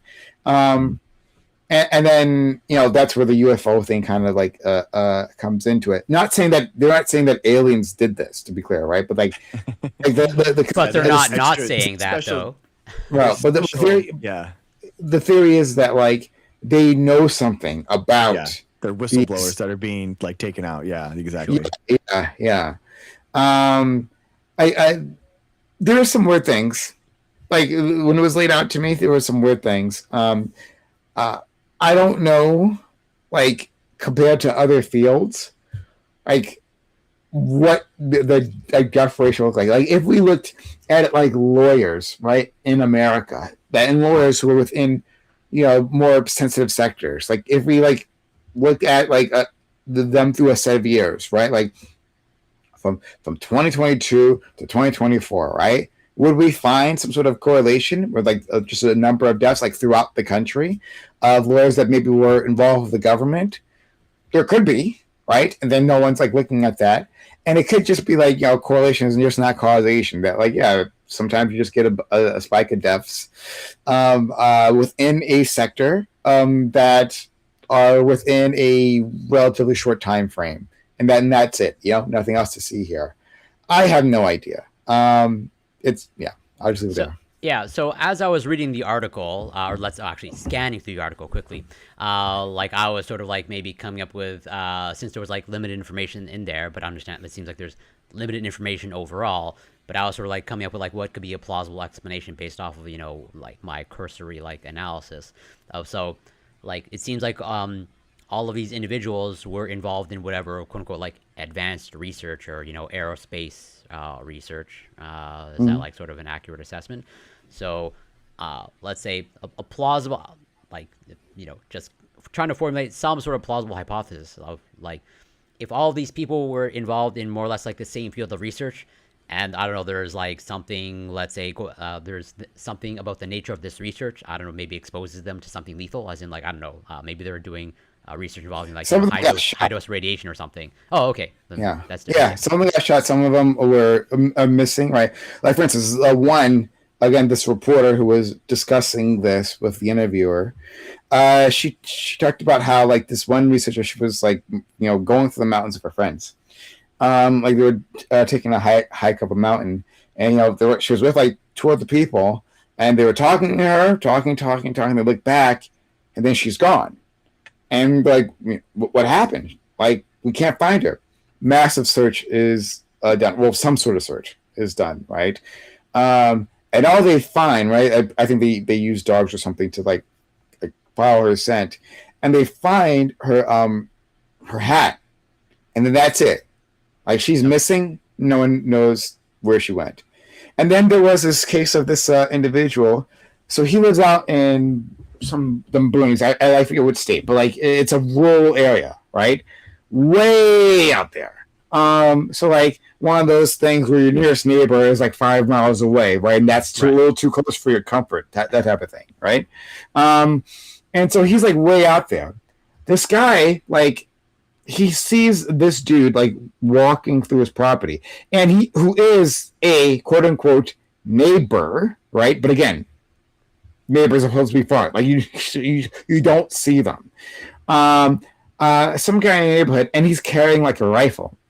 And like the scientist type guy, he calls the police. Right, this guy's like he's got a weapon. right? And he's like on his property near him, and they arrest him, and then they and like I guess they were going to give him it was supposed to be like a felony charge for felony trespassing, but they like either they drop the charges or they like let him go in his own recognizance, right? Like until the trial, one of those things.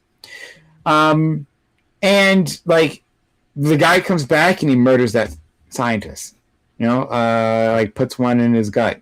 And so it's like, well, why did he target this individual? Right. Some people say that he might have been like unhinged, but like specifically he came to this guy. He went up on his property, like far away. And he did. So like, how did that happen? Why didn't the police take it more seriously? All these things, right? Like, so this is what, again, I'm just like reporting. This is what I was told. You're describing, and like based off of your description, like things sound strange, but like, yeah. Outside of that, and then there's suicides too. If I'm remembering correctly, I believe some of them were suicides. So their deaths are, their causes are more random, right? Okay. Then yeah. So like, it could be anything, but it's like, well, if the retort is, if I were going to cover it up, right? Well, of course, I wouldn't put one in the back of the head of all of them, right? Like that wouldn't be the way of doing that.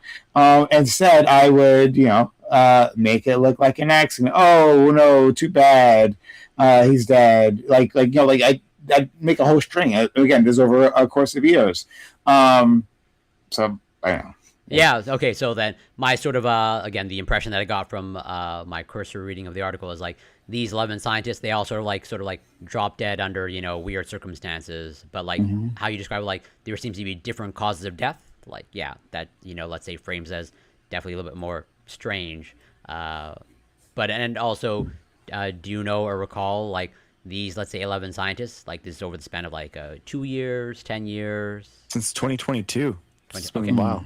Okay, so I mean, like, that's a fairly short time frame, and it's confirmed that all these are all scientists that worked in overall like the same whatever, I guess, lab or whatever institution. I'm not sure they work in the same institution. Okay, I don't think so. But yeah. I don't think so. I don't. Not sure. Okay, but do you know if it's confirmed that these are all, let's say, scientists and let's say credentialed scientists? Yeah. That part I think is confirmed that these people are all highly skilled, valuable individuals who, and like the thought is that they had access to classified information. Now some of their spouses or whatever, family members have said like, hey, like this doesn't have anything to do with what you're talking about. Like for instance, the one with the mountain and the getting shot, that guy, right? Like his wife comes out and says like, this has nothing to do with anything, right? It was just random. One, she doesn't actually know, right? She's in on it.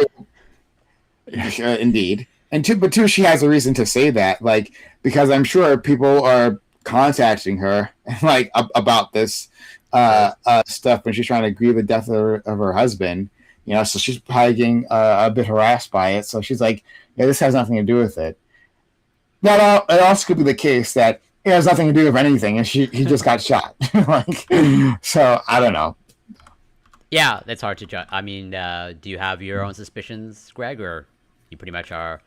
Dude, I'm so boring, man. Like I just investigate it and figure out what it is, and once they figure out the investigation, I'm interested in it. But like I don't know. I this type of stuff I've just never really been like interested in, because the problem I feel like what happens is that it gets into this whole like, oh man, people are, scientists are trying, it gets into this broader narrative of like all of scientists are all like working together and we're coordinating, and like anyone that tries to speak out, we're going to like come after them or something like that. And it's just like, it kind of like, it just feeds into that really negative narrative, or or there's like this other thing that's, you know, above science, and that trying to like tamper down on scientists into saying the right thing, you know. And if it's not scientists ourselves that are, you know, critiquing ourselves and taking each other out, then it's like some higher power governmental body that's like keeping us all in line and making sure that we're all saying the right thing. And that's where I feel like it's like going when people like kind of use these conspiracies. So it's just, yeah, like investigate it, like okay, like see what it is. I'm like, any type of missing person should be investigated though. So yeah. Well, yeah, I think we're all in favor of an investigation. Yeah, But as of now, yeah. you don't view it as like suspicious or strange. It's like whatever, kind of like it's kind of maybe a weird coincidence type of thing. I don't think so. I don't. Yeah. Yeah. I mean, there's a lot of like weird, you know, people.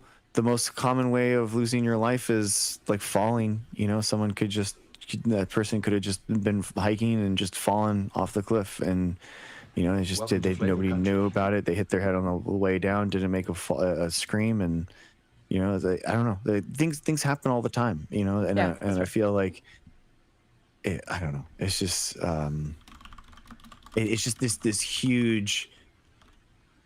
Right now, the big conspiracy especially with the anti-vax people, is about the, you know, global cabal of scientists all working together, you know, in order to tamper down like the vaccines, and working together with the pharmaceutical companies and all that kind of nonsense. And it's just, I just feel like it's like feeding into that narrative a little bit. And I don't feel like the people that are like bringing this up are the same people that are actually looking out for the safety of scientists, you know, like, because That these I are the agree same with. people that have gone after Fauci, that the reason True. why like Hotez has to walk around with security, you know, stuff like that, where it's like now they literally fear for their life because these people have been going after them, and you know, like making the actual scientists fear for their life. And then now these guys are now all of a sudden the harbinger of science and protecting science and stewardship. It's like, I don't think so, man. I don't think so.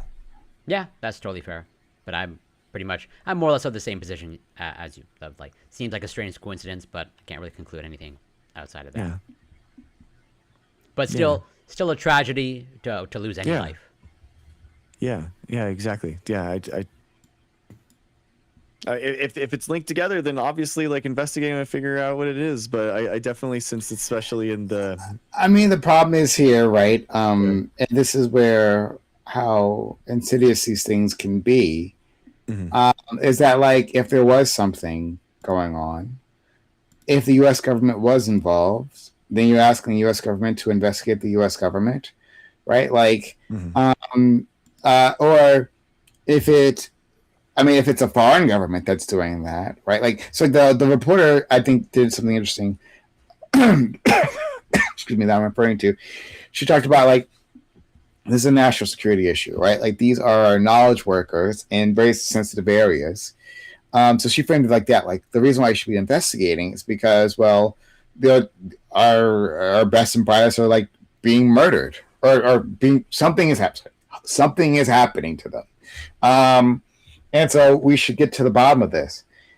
But if it's the U.S. government, like, who will do that, right? Then it would be up to like citizens, right? Like, in this endeavor, like people asking to talk about it, like to get the word out, would be a useful one, because you'd want a bunch of eyes on this thing that currently isn't the case, you know? So like, but that's just like how conspiracy theories like go. Like, you know, like there is like, well, the reason why we can't rely on, you know, the authorities, because authorities are annoying, or they're controlled by some cabal, right?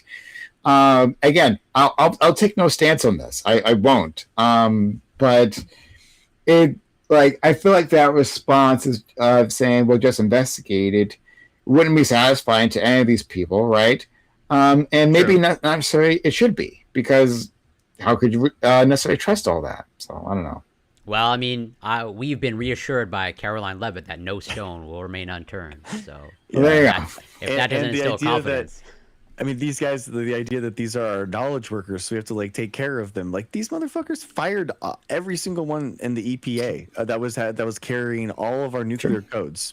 Like they just woke up. They got emailed that they all got fired, and then they realized that, oh my gosh, the EPA actually no, the DOE, sorry, the Department of Energy, actually, that's where all our nukes are. And then they had to go and hire them all back. So it's like, so they don't care about like taking care of these people. They laid them all off, But now it's like, again, oh no, we care about them so much, and so I don't know. Maybe I'm just like too black pilled, man. I don't know. But your point about the U.S. government, like, I mean,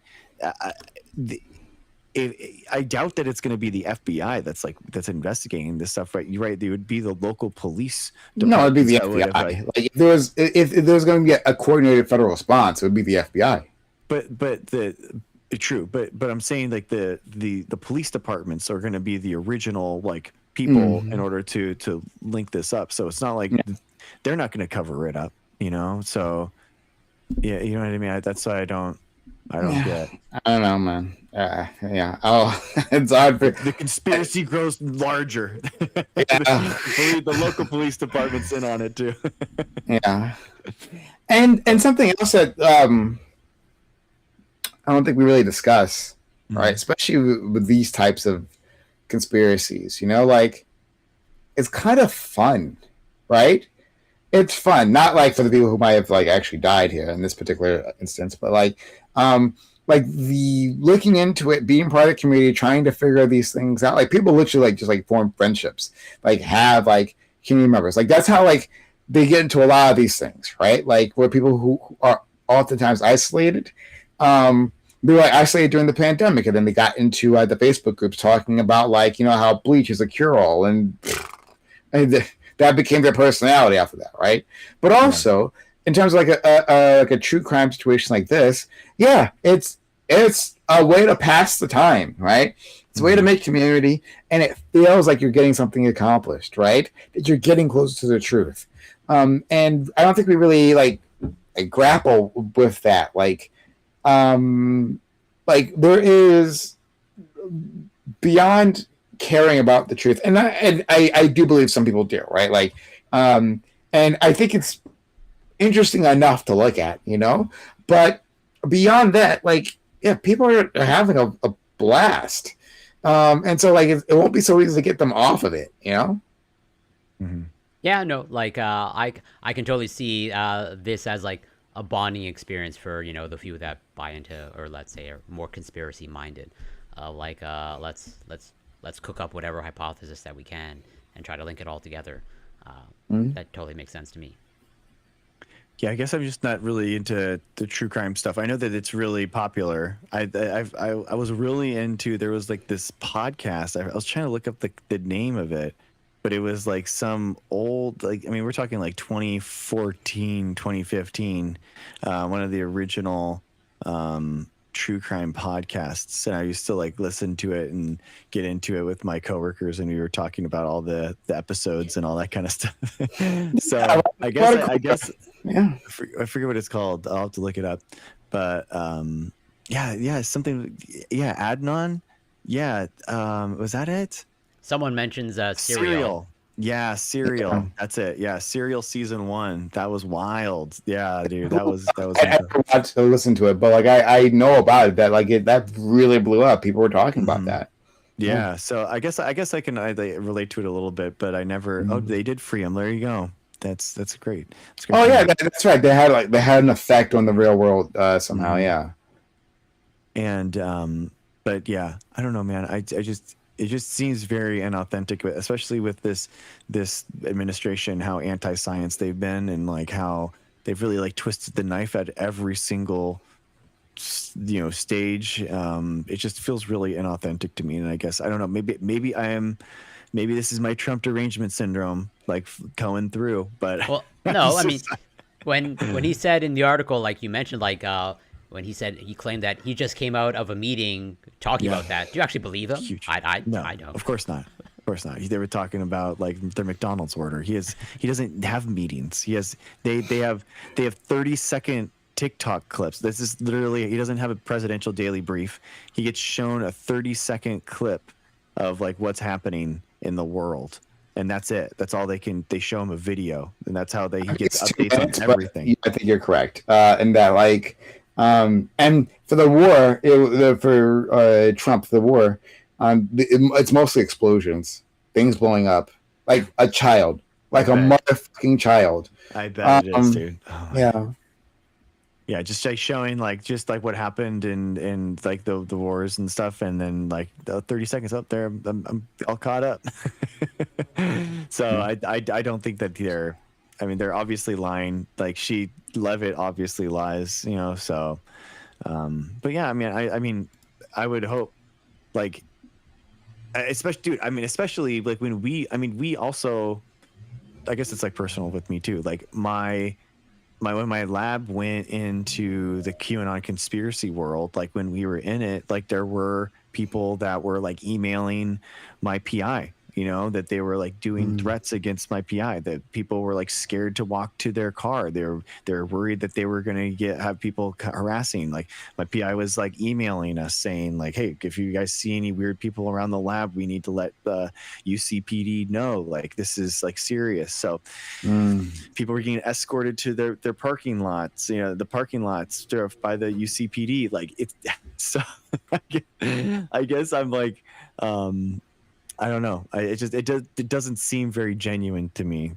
I guess. But again, investigate it. Do all the investigations that you can. I think that thank you. If this is how you're trying to say that you support science, MAGA, then all right, I'll take it, I guess.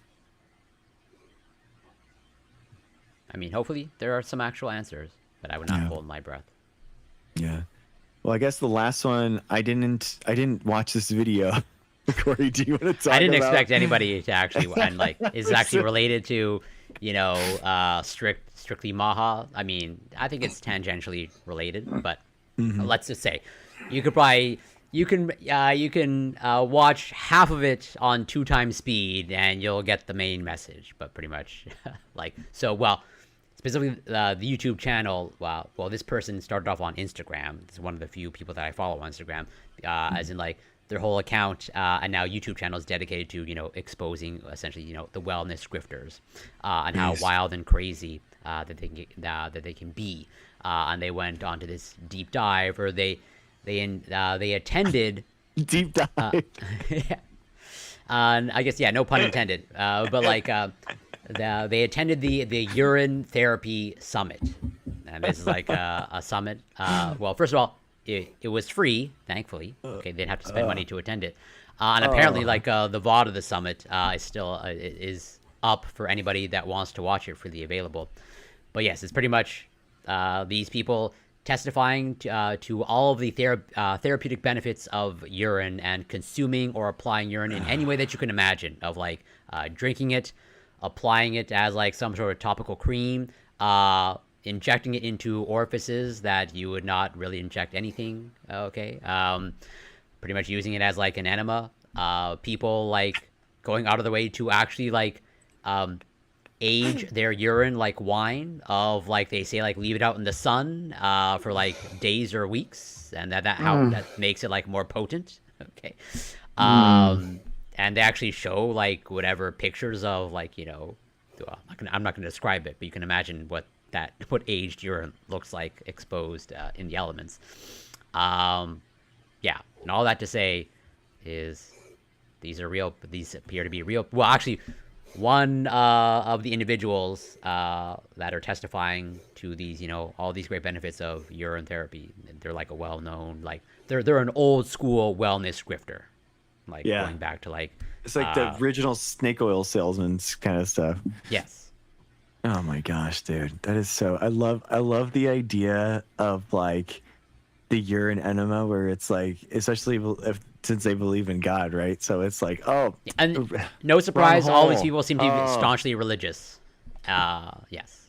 It's like, oh, it just needs to go from the in to the out, and then right in. It's just like, oh, it's right there. Like it's just the little mistake, by God. Just like it was supposed to stay there.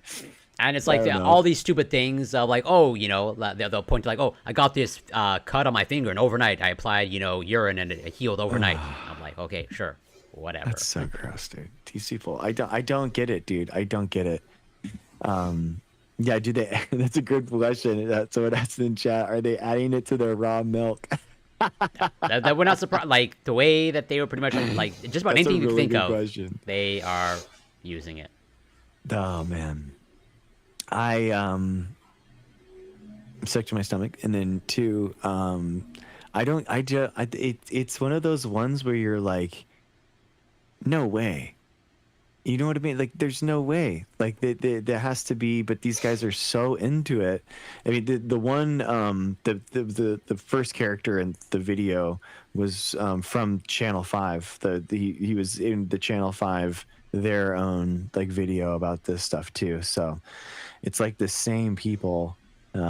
He's like, that must have been the in or something. And no surprise, and well, actually, let's say the strange irony, although it's obviously not going to be, they're not going to be aware of it. But so, the person, like I said, who runs the Instagram page and now the YouTube channel, like their whole thing is like exposing wellness grifters, and so like that, no surprise, they see that pretty much all of them, they have their own, online store to buy their supplements. Okay.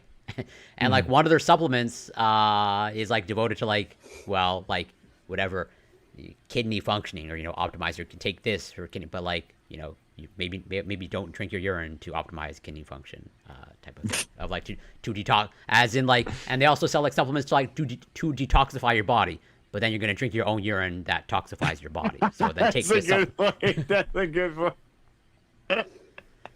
So it's just a exactly. That's a really cycle. good point. Yeah. What in the world? Exactly. Like, that's exactly right, F-on. Like a bad movie. The toxins re-entered. Kapow. But then take this supplement, okay, to detoxify from the urine that you're just constantly my drinking. God. Yeah. Like, what is? Oh my God, dude. Oh. If these people weren't winning elections, it'd be more funny. You know what I mean? I like the sexier like conspiracies or like scams. Like I'm sure urine makes a great lubricant. I'm sure. Like I don't know, man. Like do this for like cleaner skin or whatever, right? Like clearer skin. I mean, then again, they do promise that for a whole number of these scams promise like better skin. If you do it, but like,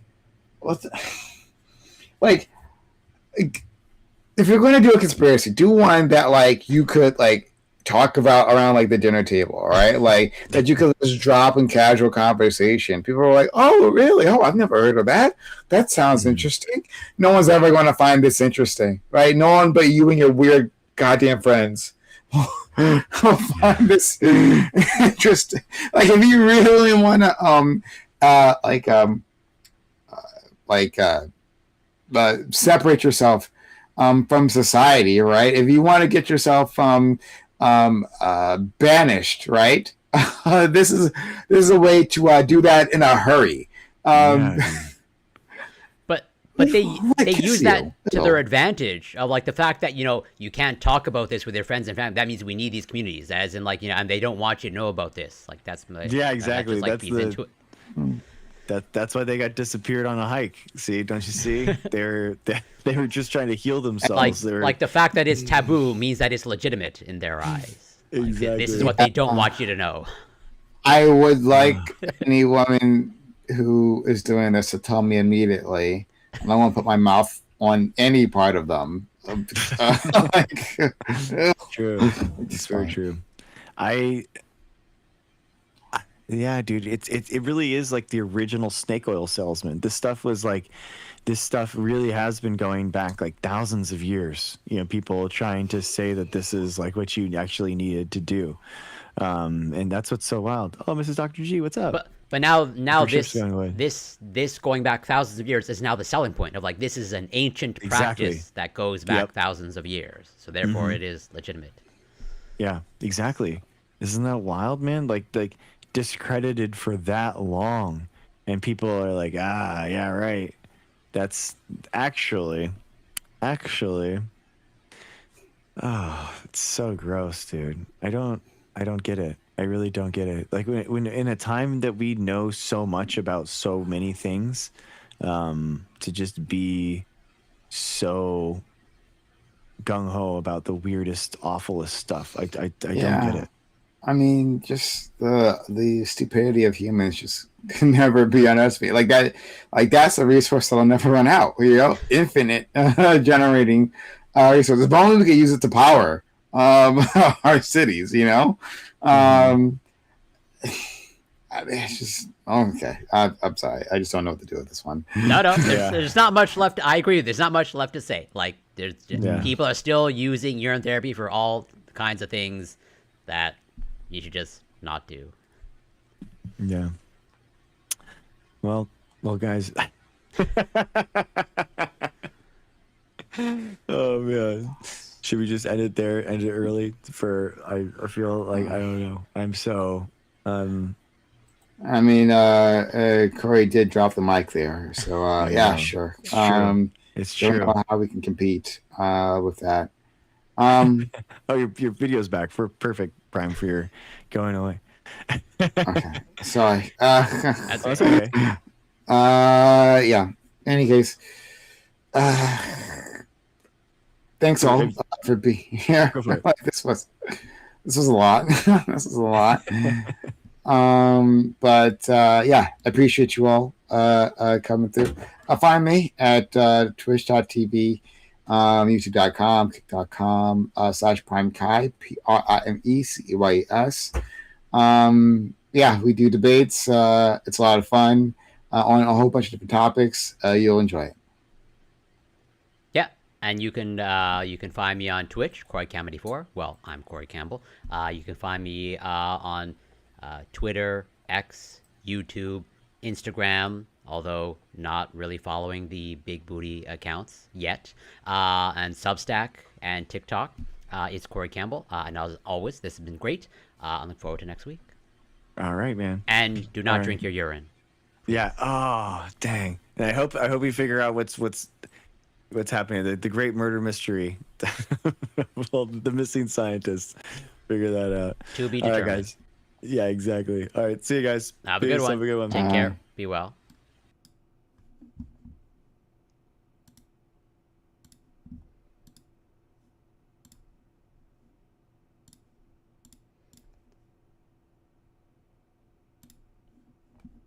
Okay.